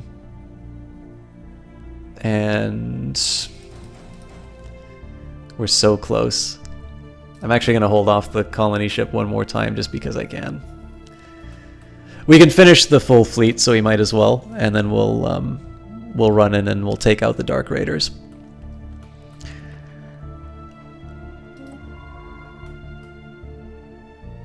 I think what we'll get Zax to do after he researches this, we'll actually get him to sort of examine these immediate neighbors. Assuming we can manage the Leviathan, a future expansion option may possibly be up this thread, so we kind of make a little bit of a snake-like empire. I don't think there's really any chance of us getting past these aliens, unfortunately.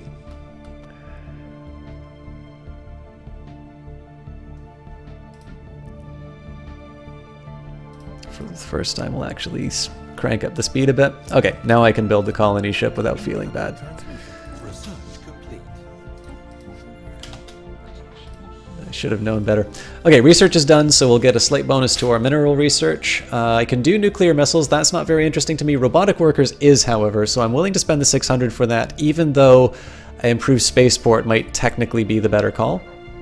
Alright, these guys are looking to cause trouble, so we will oblige them. We might lose the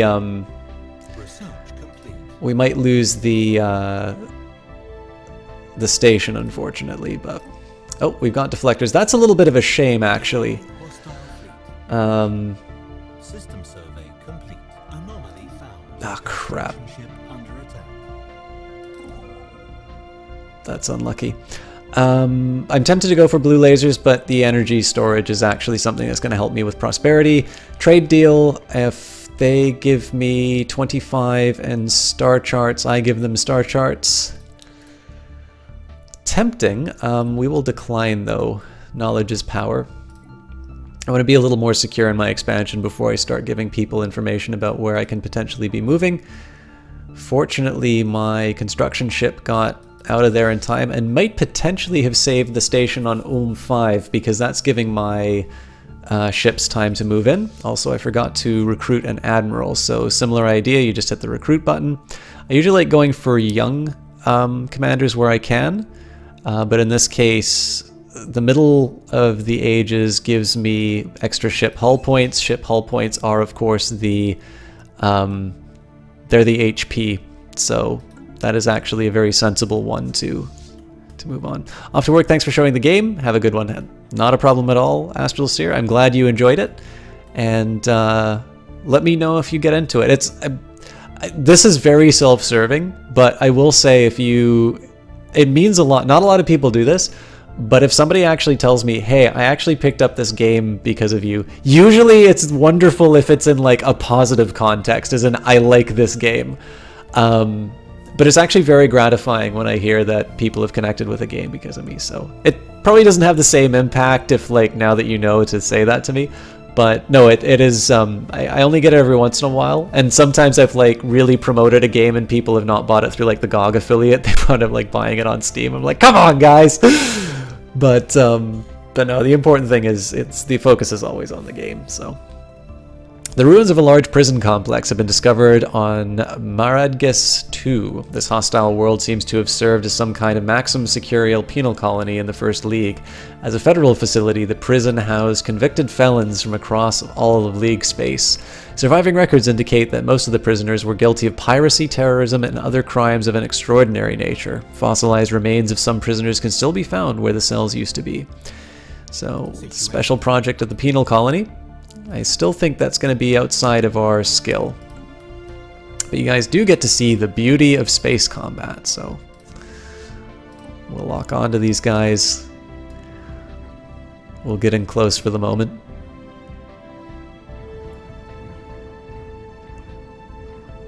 We could technically upgrade them. The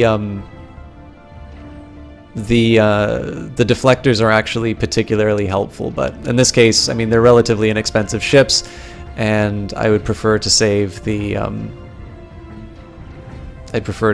resource. So,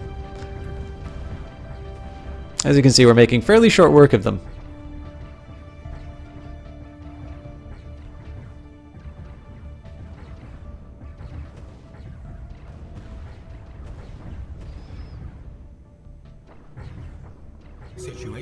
Excellent. So we didn't lose anybody, which is good.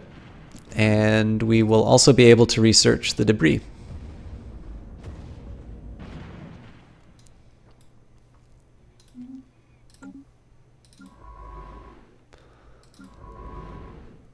Ah, cool. We also get to see this guy do his research project.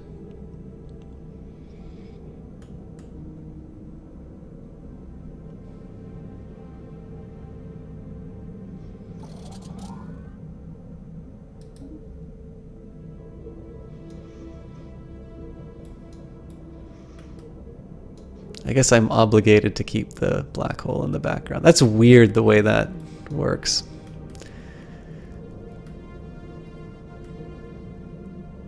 Frantic Whisper, thank you very much.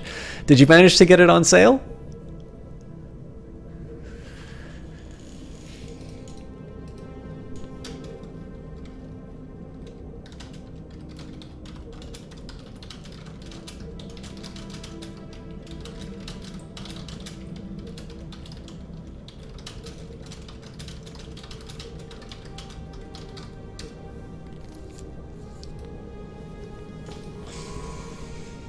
By the way, guys, I might be turning Frantic Whisper off the stream by doing this, but he is a great guy who actually works in game design, and he's one of the few people who's actually heard me talk about game ideas, and I think you'll actually be really happy to hear that I bit the bullet. I originally did not put any of the game dev stuff on my PC, but I tend to notice I can focus a little bit better because, like, I have a chair and a desk set up.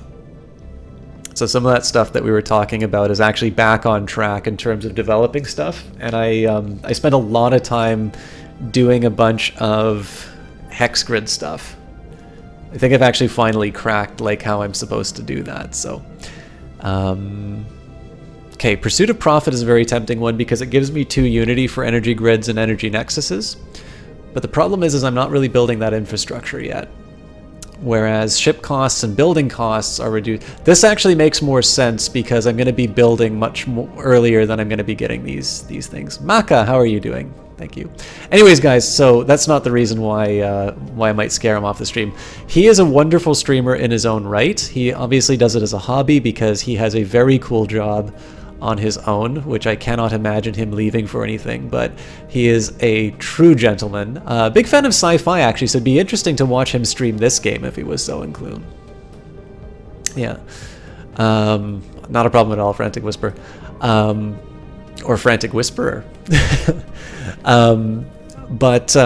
Anyways, guys, for the times that he streams, I definitely recommend that you follow his cast. He's a really wonderful guy, and because the streams are sort of these special events that come up when, you know, when the opportunity arrives, he's really one of these people that you want to follow so you can have the experience when it comes up. You will not be sorry you did it. Ah, yes, I almost forgot. I should be combining this fleet, and then we should actually be sending them off to clobber the bad guys.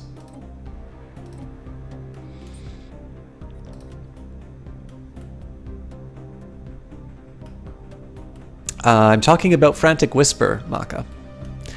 Again, don't expect regular streams because he is a family man, and he's got a lot on his plate, I know.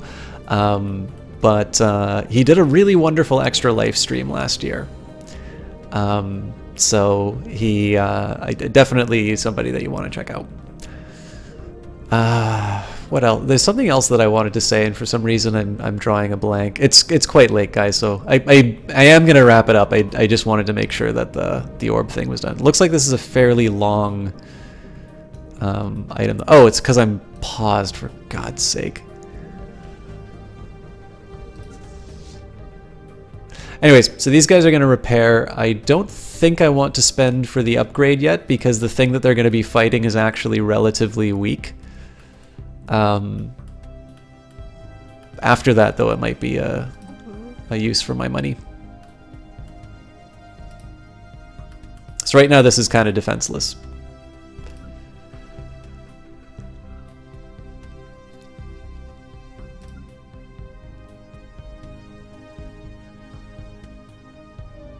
The only thing I regret is it took me so long to get these colony ships up and running that I think you're not going to be able to see my expansion plans until we do this next week. I'd love to do like a special cast, but I am actually really feeling the pinch on time as well. There's a lot of stuff that I've wanted to do that I just simply haven't had the time to, and at some point I do need to...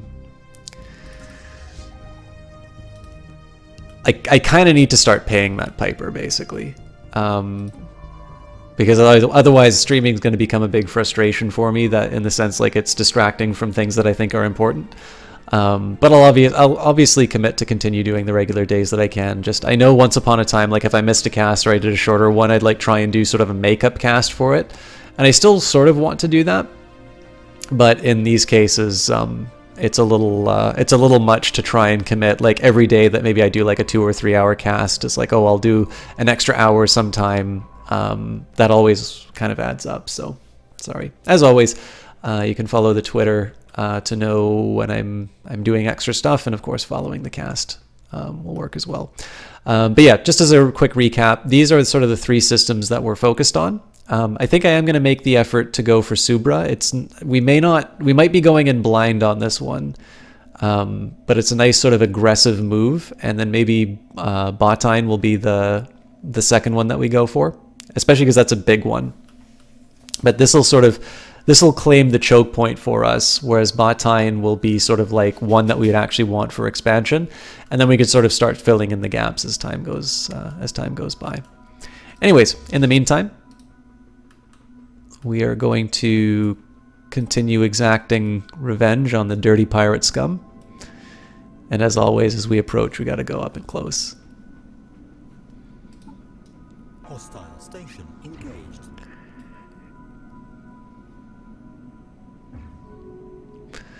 Okay, so these guys declared a rivalry. Now, I'm not quite ready to do that because my influence is actually fine based on the factions that I have. If I feel comfortable in terms of having like a weak neighbor, I might consider doing a rivalry then. But at the moment, I'm actually looking to try and keep some friends.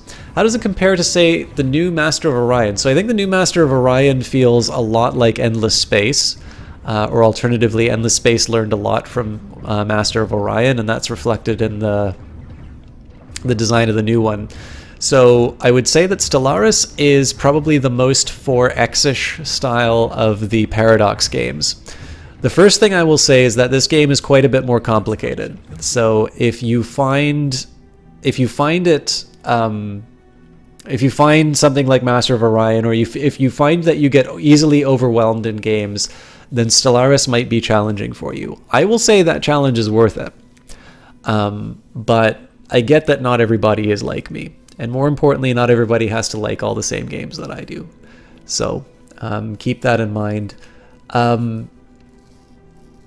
This game,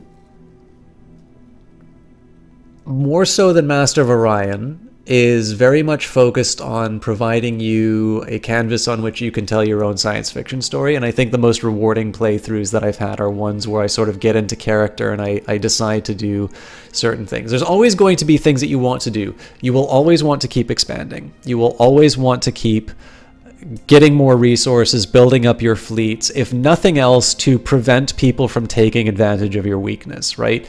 It's a lesson that we have learned constantly in history, is that as much as we like to be peaceful, you cannot have peace in the presence of sort of somebody aggressively pushing their power out. Like you sometimes, I mean, one way of keeping the peace is making sure that both sides have a strong army that is willing to defend the resources that somebody else would take. Now, this is not an argument for, say, mutual assured destruction, although there have been some fairly high-up military figures that have pointed out that one of the reasons why wars have not been as terrible as, say, World War II is the fact that everybody knows that it's game over if you drop the bomb. And so it has been a pacifying influence. I'm not entirely convinced by that argument, but it is at least one that needs to be considered. But yeah, Maka, I mean, I think if you want a civilization style game, Master of Orion is the better call. If you want a wonderful, complex game that you can just sort of lose yourself in for hours, then I think Stellaris. I personally like Stellaris a little bit more. But I think that's also because I was sold on Paradox. Like, I really like Crusader Kings too, so obviously I'm gonna say that. And I was actually given keys for both, so in this case the bias is the same for both companies. A lone proud comet soars through the Coitrus Nada system, clearly visible from Kirill. It forges its own path through the cosmos, vibrant and ever undeterred. This is the ideal which all Goxi strive for. It is a good omen. So we gain plus 10% happiness. That's actually kind of cool. So in Europa Universalis, there's a dreaded event, Comet Sighted, where you actually wind up losing stability because everybody thinks it's the wrath of God coming or something like that. In this case, not only, like, so a lot of times it's just like a comet passes by, you know, unnoticed or something like that. This time it actually gave us a bonus, which I wasn't aware of. Hi, Hugs and Snuggles. Yeah, I mean, the biggest thing for me is that I already have enough influence, so I'm not, I don't know, like I'm very much, it's a sort of like how I started off on this particular playthrough. I basically stockpiled a bunch of minerals because it gave me the option later. That's really funny, Gundir. All right, first Star Hunters have destroyed the pirate station in the Abishoth system and recovered the strong room module. This gives me minerals and energy credits, which is particularly helpful because I will be using that to upgrade my fleets. All right, construction ship. Let's get you doing productive things. I've built all the mines that I can, except at the system that used to be occupied by the pirates, so we'll jump on that first.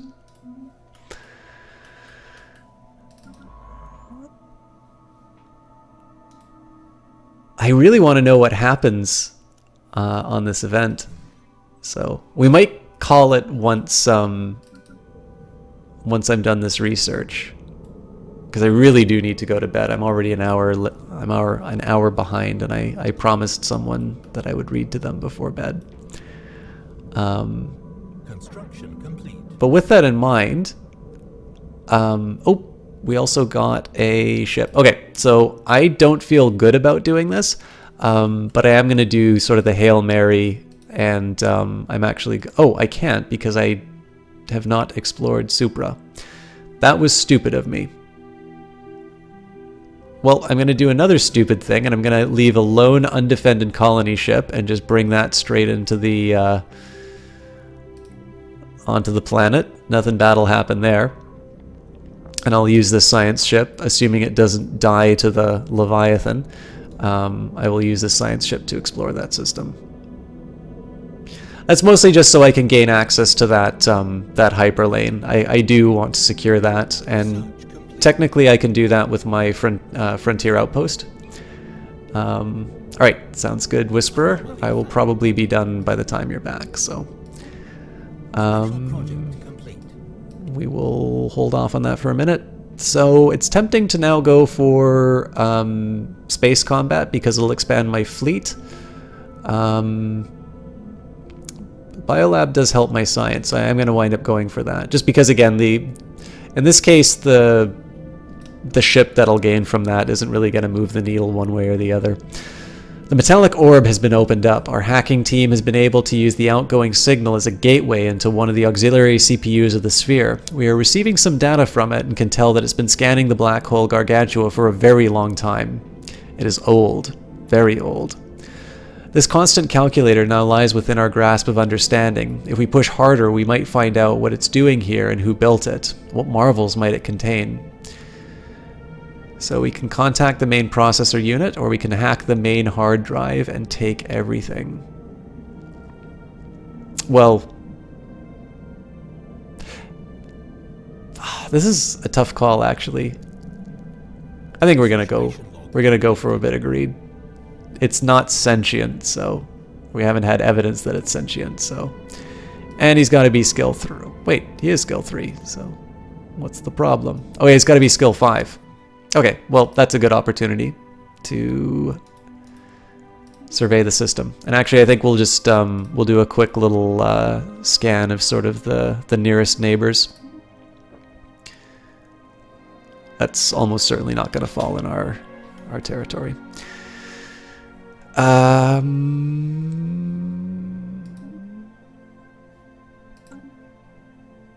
What was the next thing? Yeah, so we are going to wrap up once I colonize. Did anybody have any questions they wanted me to answer before I ran away? I've got some upgrades that I can do too.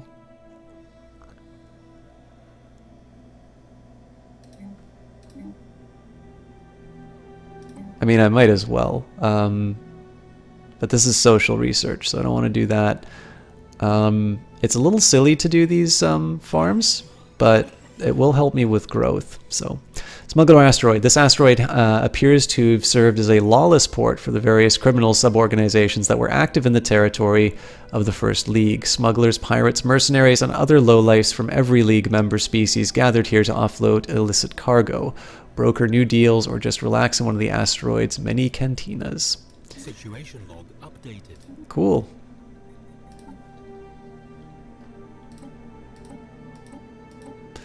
So the battle wreckage and the smuggler asteroid we can actually research, but I think I want to focus on these research projects before I can do anything.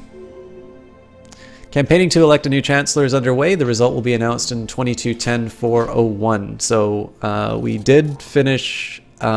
We did fulfill our election promises. Hopefully they don't ask us to build more mines, because I'm probably not going to be able to do anymore.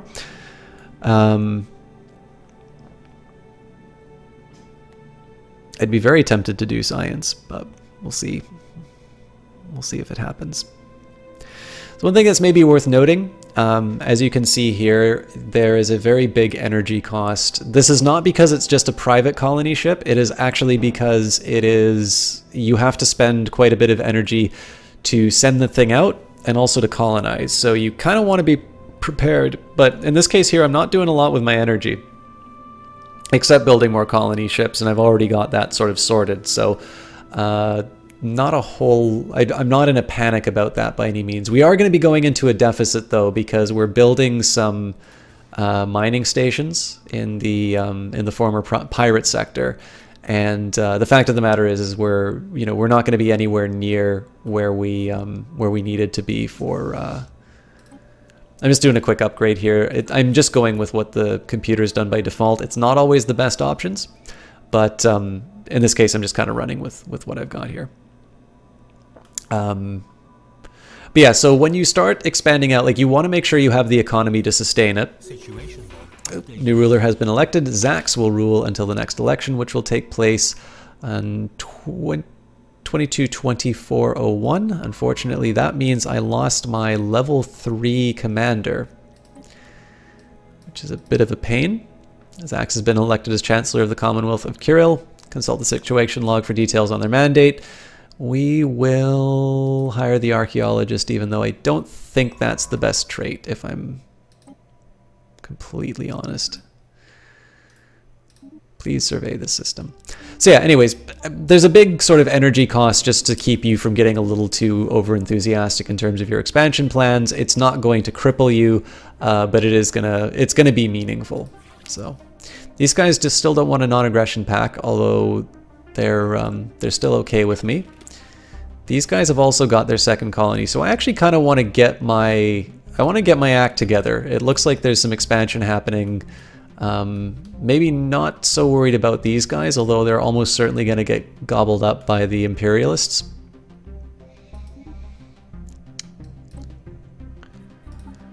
His mandate is mining stations. Oh well.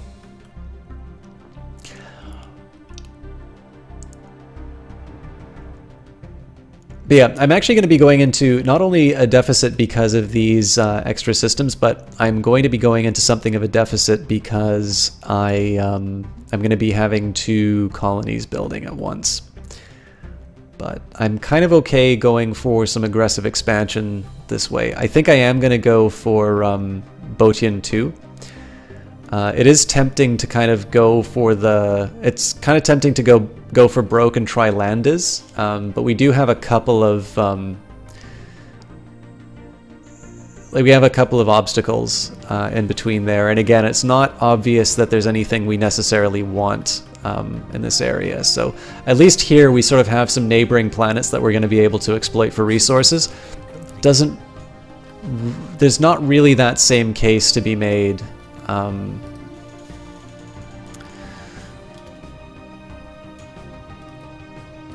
right.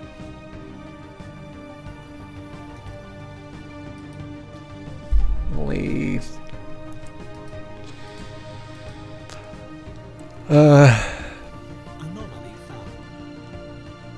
Okay, we gotta leave it be because he's a level 1 scientist. But yeah, so I'm a little bit... I don't even know if I'm really ahead of the game with them, but basically I'm at least in an okay position because I sort of have... I mean, one, I have the influence to be able to sustain a bit of expansion. The thing is, I'm blind on all of these planets. I actually need to start getting my science ships to exploring these areas. I also need to get sort of strong enough to be able to clear out these aliens. Even here, right, if one of those stacks joins, then the first Star Hunters are going to get clobbered. But we are good economy-wise. Normally I'm actually really constrained at this point of the game, and if I wanted, I could actually start clearing out a few of these areas. This guy in here will build up a hydroponics farm.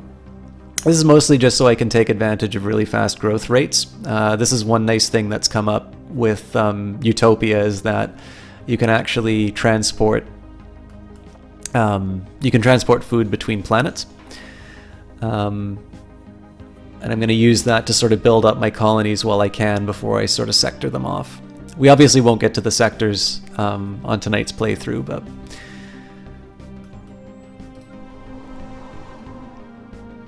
I might want to consider putting something into my energy resources. A new faction has recently been gaining traction in the internal political landscape of the Commonwealth. Led by scientists Zidlaxi, they call themselves the Committee of Research Efficiency. Their members have been pushing hard for the advancement of the sciences. So you'll notice here that the Friends of Liberty have got everything they want. We're anti-autocratic, we have free movement, reproductive freedoms, anti-caste. Okay, so analyzing the debris will get us, it doesn't just get us points towards our research, but it actually gives us specific components that we encountered. Now in terms of the science faction, they're actually reasonably unhappy with me. So the fact that we know a superior civilization is causing them to be unhappy. We want research treaties with at least 3 other empires, and discovery traditions. So these guys are going to be unhappy for a while, unfortunately.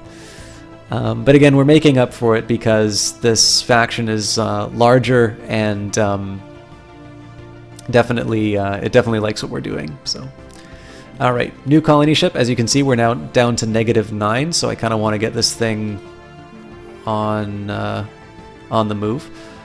And of course, unlucky for me, I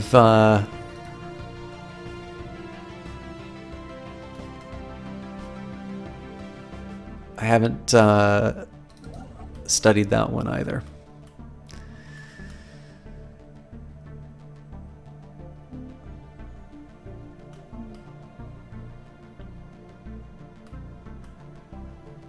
You know, I'm going to feel dumb doing this, but I am actually going to build the research stations. I can afford it, and even if I wind up getting rid of some of them for colonization, we'll at least have it.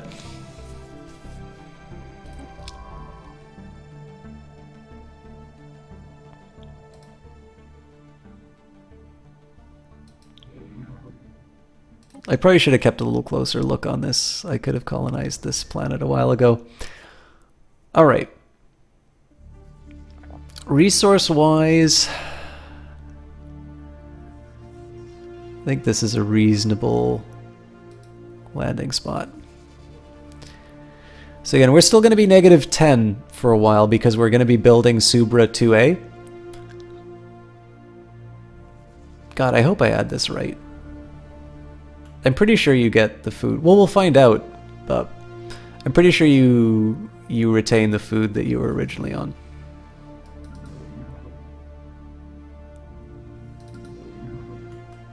System survey complete.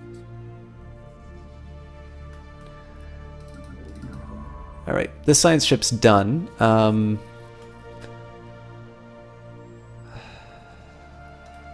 Yeah, I might as well send him to survey the system as soon as possible.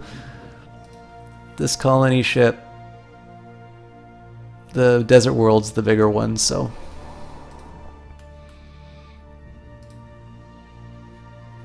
I'm a little curious what'll happen on this tile here. So I think we'll get a bonus 2 food, but it's not obvious. So this will be a nice little trial run. Again, there's not a lot to commend this planet. 14's a relatively small world, all things being considered, and 4 of its tiles are blocked to me, and I don't have any tile clearers. So practically, this will only allow me 10 population. But it will, it'll have some other benefits, just in terms of sort of the positional advantage that it gives me. And depending on what's surrounding it, I'll be able to turn it into a sector and sort of move on with my expansion elsewhere.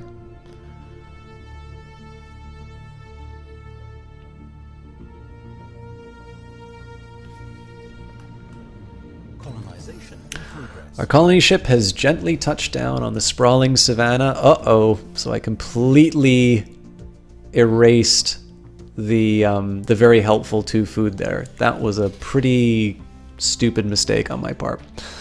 Oh well.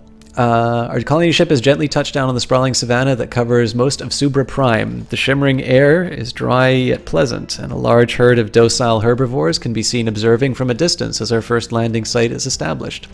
The ship has been permanently converted into an administrative headquarters of the new settlement, and its reactor core is in the process of being removed so that it may serve as the colony's temporary power source.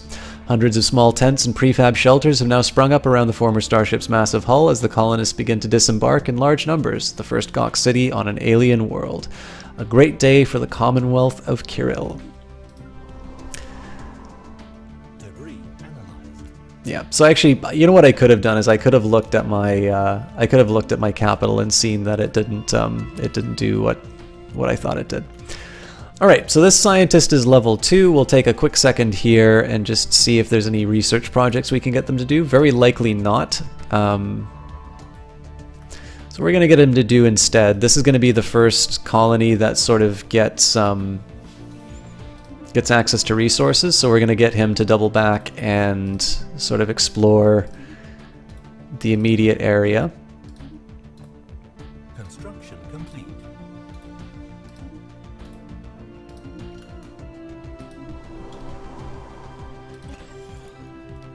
Again, building up the farms. I can raise my stockpile, but right now what's happening is because we've got a surplus, all the population growth is going up by 30%. And I do actually want to, I kind of want to use up as many of these tiles as I can. These are all resources that can be worked. So in this case, it just makes sense. What I'm eventually going to start doing is removing some of these blockers. I'm probably going to need to clear out the sprawling slums soon because I've been ignoring my my energy needs. I also have such a big surplus of it, so it's not that is somewhat calculated. But eventually I'm actually going to have to pay for this. So do sectors build construction ships to manage nodes? Yes, provided that they have, one, they have to have permission, so you need to give that to them, and then 2, they have to have the resources. So if you're taxing the hell out of them, they're going to manage those resources more poorly. So like obviously as soon as what I'm saying is you don't want to have the expectation that you make a sector and you're going to see them build a construction ship right away. However, you can endow them with some minerals and some energy and they'll actually start building stuff like that. What you can do... Oh, I actually need to make a sector to be able to...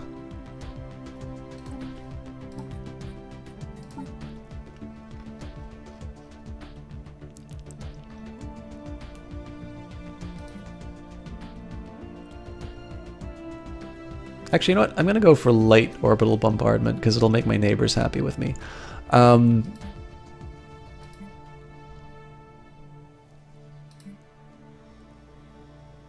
Yeah, unfortunately, I don't have a direct example, but there should be something on there that'll tell you like what sort of rules you can give your governor, and you can definitely say that it's allowed to do that, and it'll do that for you more or less automatically. I think you can also set priorities, but my memory's a little weak on that. I'm still not 100% sure what I want to do with these things. I think maybe like a farm here and then a mine here. You're about to hit 6-6 with a ton of habitable planets, and oh god, I wish I had your problems. Yeah, so I mean, one nice thing is that like if you have the resources to just expand like crazy, then fine, you know, just let the governors take over it. I think getting the extra resources from the colonization is worth it in the end. But if if you've got other things that you can do, then just sort of piece it out. You can sort of shape your system the way you want, and then you can hand it off to the AI. I think that's mostly just because I have control issues, though. So more, I guess, less neurotic players might not be so twitchy about the computer screwing things up for you. I believe also you can still send your construction ships in to build things in their sectors. I don't think you retain the ability to build on their planet, though. There may be some exceptions to that, but I think by and large you are allowed to build. You're allowed to build objects in space. You're allowed to build. I think you can build fleets from their starports. I think you can actually also build starports, but I don't believe you can control what is built on the planet.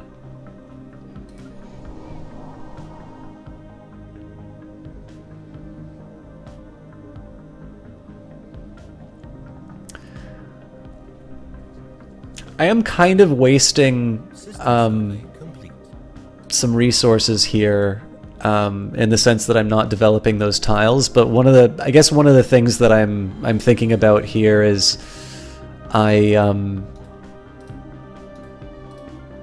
the best way for me to put this.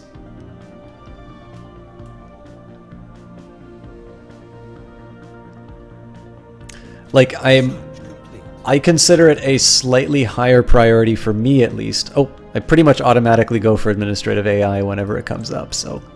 By the way, it's worth noticing, notice how the cost of these things has increased? So this is one of the reasons why I bit the bullet and started building all these research stations. You do actually, Celtis, sorry, Celits, thank you very much for that, that follow. I bit the bullet and started taking the energy hits to build all these science facilities, because in the end I'm actually going to need to start, I'm going to need to start committing to it. The other thing that I'm doing here is robot. The reason for that is they're actually quite good at, like I can use them to go on the mineral tiles. And what this does is this frees up skilled labor to go and work on things like research. Now, I mean, the catch is that they're going to cost 1 energy and maintenance as well, so I want to make sure that my energy needs are taken care of first, but it's still, it's still a fairly decent play. Okay, we're going to learn from our mistakes last time, so we can either go on energy tiles, of which there are none. Knowing that being next to planetary administration will give you bonuses, I can either put one here, where I'll get a bonus to society, bonus to minerals and food, or likely minerals or food. It seems to me, though, that this is a little more sensible, right? You get 1 for food, energy, minerals, energy minerals, and 2 food. So there's no pure energy tiles, so I can't colonize that. Why I'm missing the influence. I used to not have this problem, and we had a lot, so alright. I'm just gonna accept my foolishness.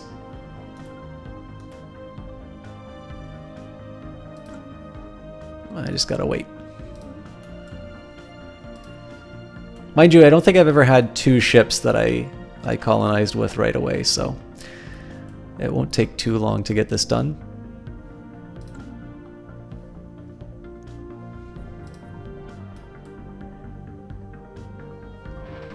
When you look at this, it seems like we're not going to catch what we needed, but once the colony is actually fully established, it will it'll take the area of Roscan, which is the whole reason we went for it. If I wanted to sort of double check the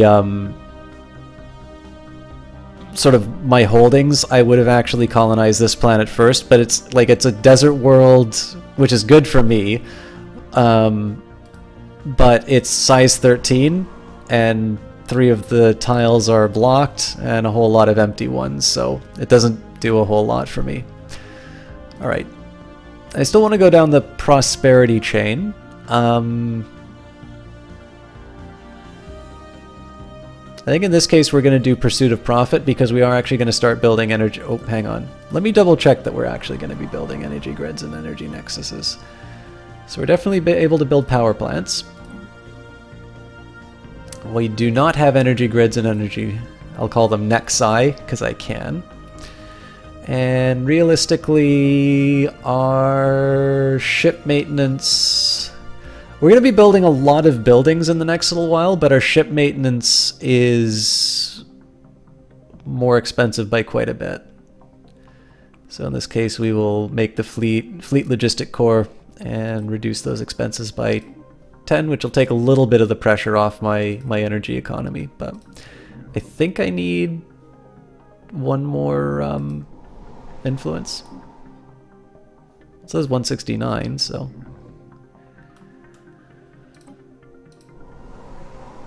This is the wrong planet, that's why.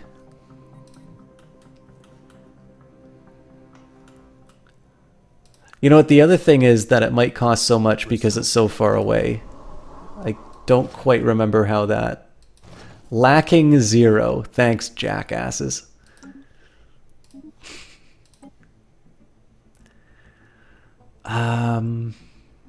Border range is definitely tempting. I'm going to go for growth speed though. Just 1, because it's so cheap, and then 2, because it's it is actually indirectly it's the most resource oriented, right? The larger the population you have, the more tiles that you can work, and as a result your economy goes better. Yeah, that was my my guess, Albert. Oh, sorry. Do robots break down or can they be migrated to new planets? I believe they can be moved to new planets. I don't know about them breaking down. Yeah, it's the, I think it's the expansion. For the purposes of colonizing and building frontier outpost count, systems count as being half the regular distance away.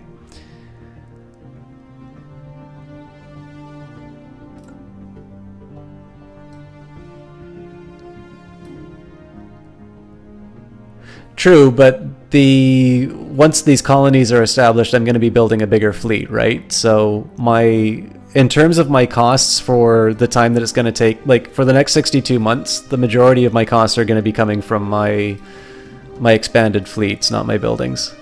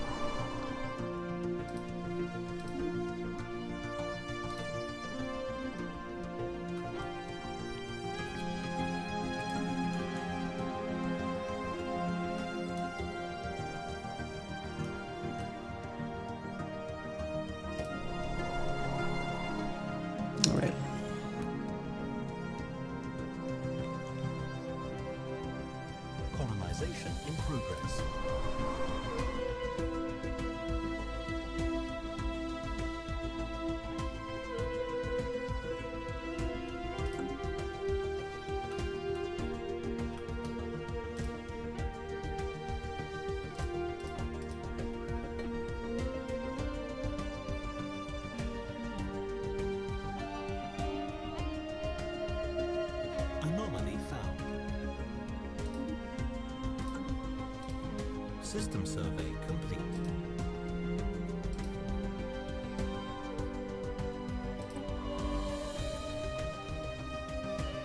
I probably should have started with these two systems, but in terms of the exploration. I'm definitely pushing at the edges in terms of my economy. I think we get through this okay. But I should probably lighten things up a little bit by building some more energy resources. So this will be done in 2 months. This one we're going to need 23. A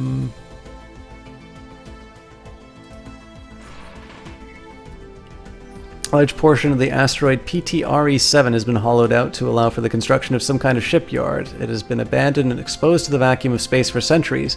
If anything useful remained, it has already been looted by previous explorers. The design of the shipyard itself is unique, however, and much could potentially be learned by its study. Alright, so we're going to pause for a minute here. Actually might be a little late to the party on this, so this will take...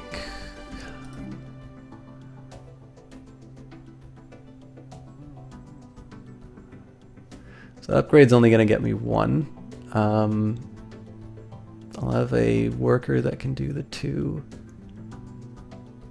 I mean, in the worst case scenario, I just reallocate people, so we are going to do the... we'll do this order: upgrade, clear.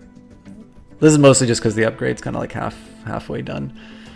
And then we'll see where the colonies are sitting after that.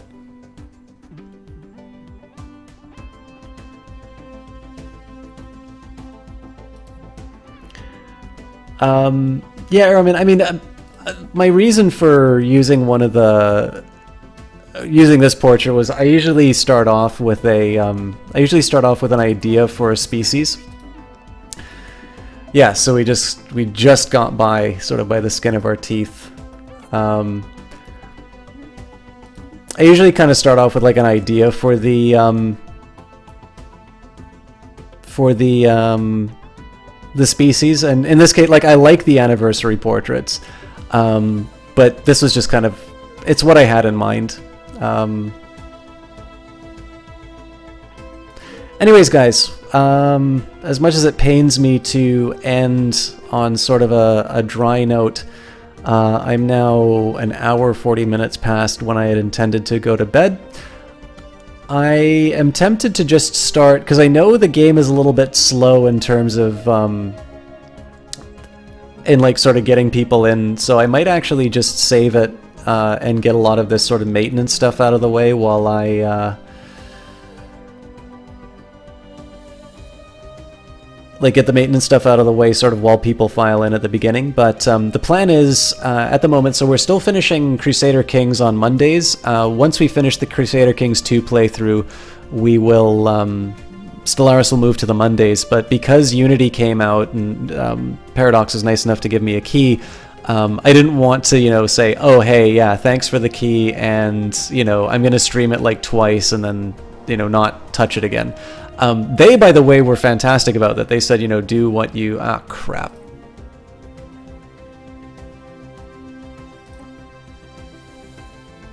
Right. I'm definitely going to need to think about how I respond to that. But yeah, so, I guess long story short,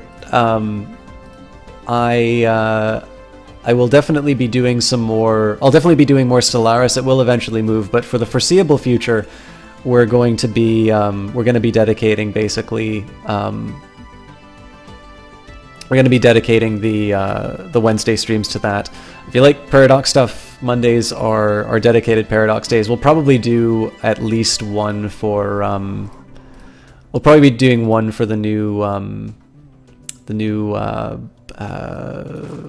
Hearts of Iron DLC when that comes out. But as always, follow Twitter if you'd like to know what's coming up. And then you can follow the channel if you'd like to know when all of it's going live. For now...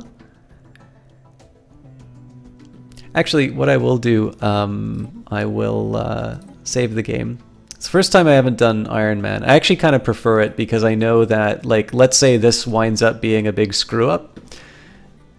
I don't need to restart the whole playthrough. I can just say, okay, lesson learned, I can't be so aggressive in my expansion. And this was kind of oriented towards getting people into the game. So a reminder, if you guys are interested in this game, the best deal for it right now is the Humble Monthly Bundle.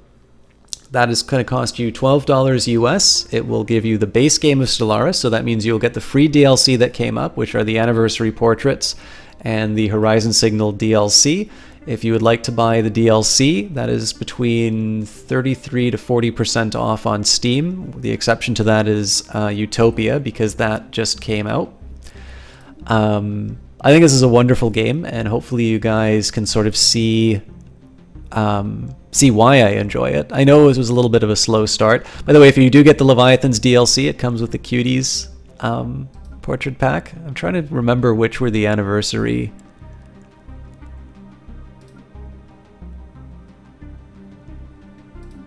I think this is one of the anniversary ones.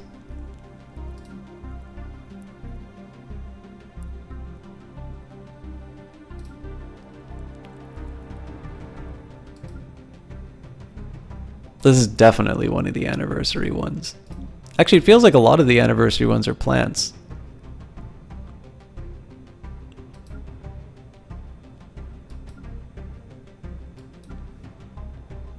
I feel like I'm missing some of them. Anyways, I definitely recommend that you guys... oh, do I not have them installed?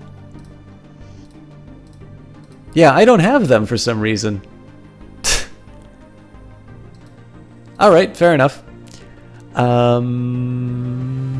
You'd see if he wasn't constantly in War CK2 while you were streaming, could barely pay attention. Ah, that's fine, Nameless Allah. Concurrent view is a concurrent view. Alright, so I'm lying. Apparently these were added for some other reason. Anyways, guys, who should play this game? If you like complicated strategy games, so first of all, if you're a Paradox fan, you probably already know what's going on in this game, and you're probably just wanting to see the game in action. I hope I gave you guys what you needed in terms of seeing what's going on. If you've never played a game like this, this is probably the most approachable grand strategy game that Paradox has made. Makes sense because, of course, they've been making these for a while, and this is the most recent one, so it's also the most successful. So I think the game is going to continue to get friendlier to players. The learning curve is not as big as you think it would, but you do need to be dedicated. Like, you need to enjoy the process of discovering a game. If you have to know everything starting in, and if you don't handle a lot of information being presented to you, you may find it very challenging to get into. But I would encourage you to try it out. If you love story-based games, so if you like Crusader Kings 2, I think this is the most natural follow-up. Because I think this game is this is a game that you want to tell sort of big-scale stories on, whereas CK2 is very much focused on the individual. This is a game about discovery. It's about all the stuff that great science fiction is around. So I give a very enthusiastic recommendation for it. That link that I gave you there for the Humble Monthly Bundle, again, you can get Stellaris for $12, and then whatever else they put in the bundle when that gets released at the end of the month. You gain access to the early unlock right away, so that is the cheapest that you can get Stellaris for right now.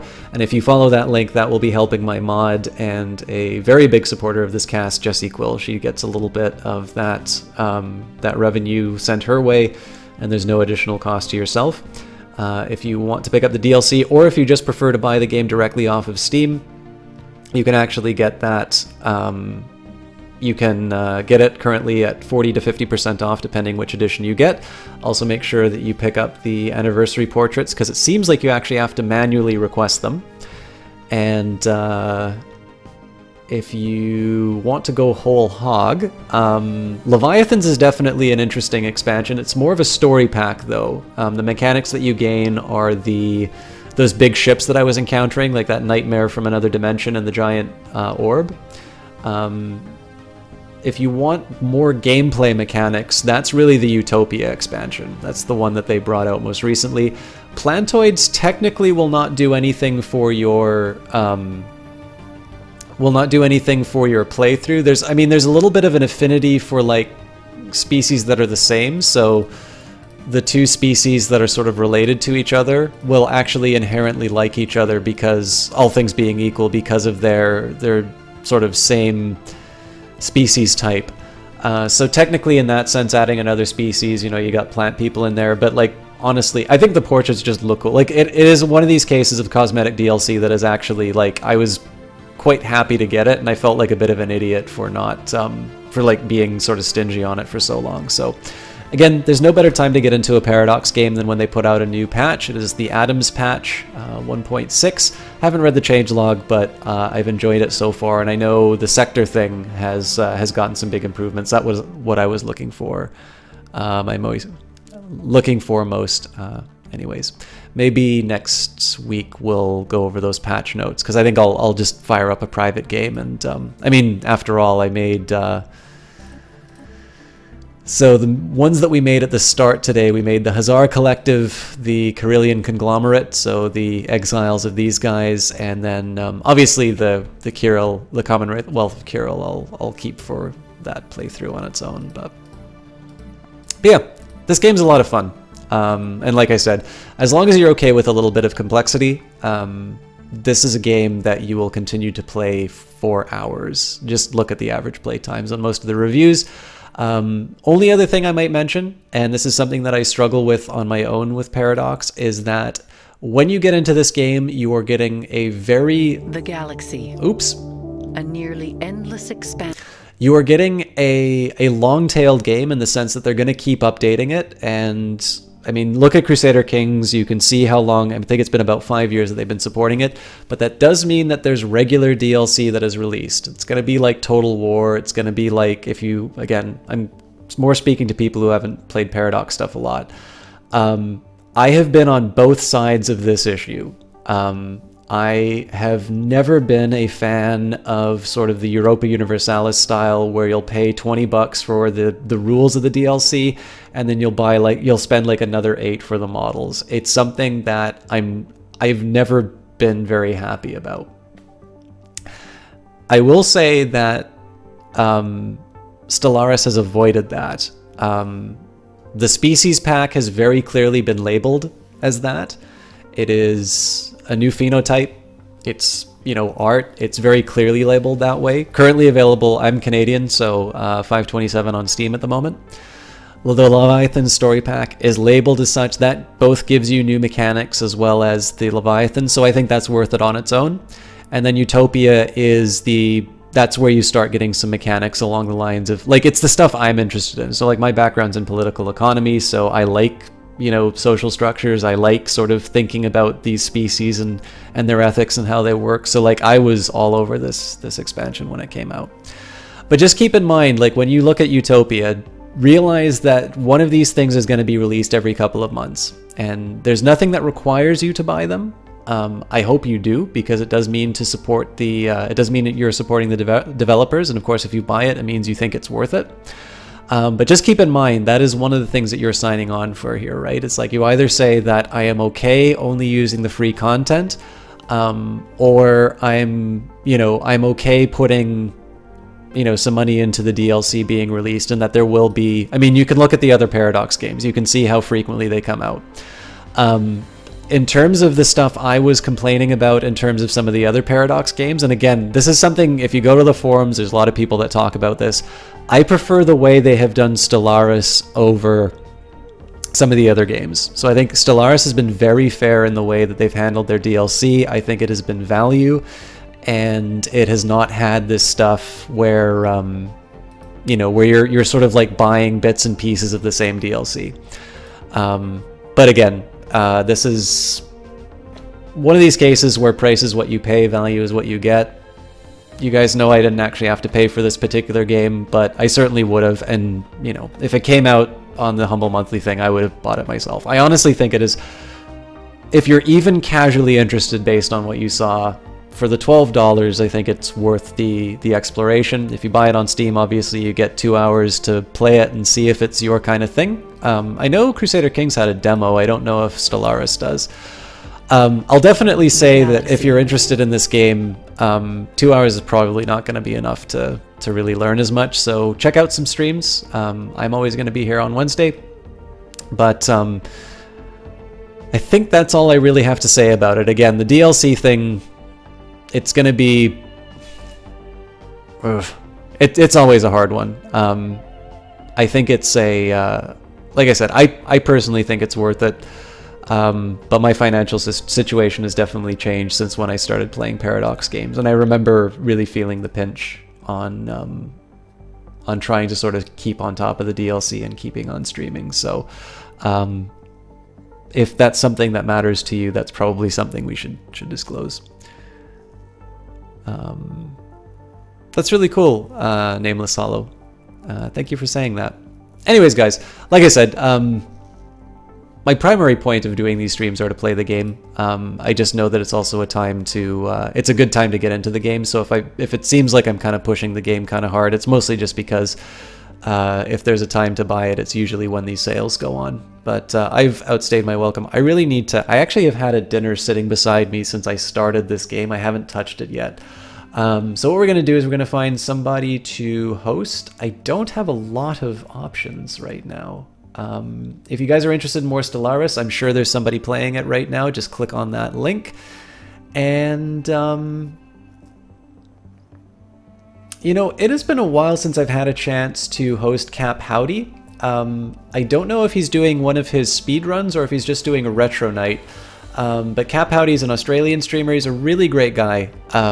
So I encourage you guys to hang out. We do have a raid message. We're tired of System Talk.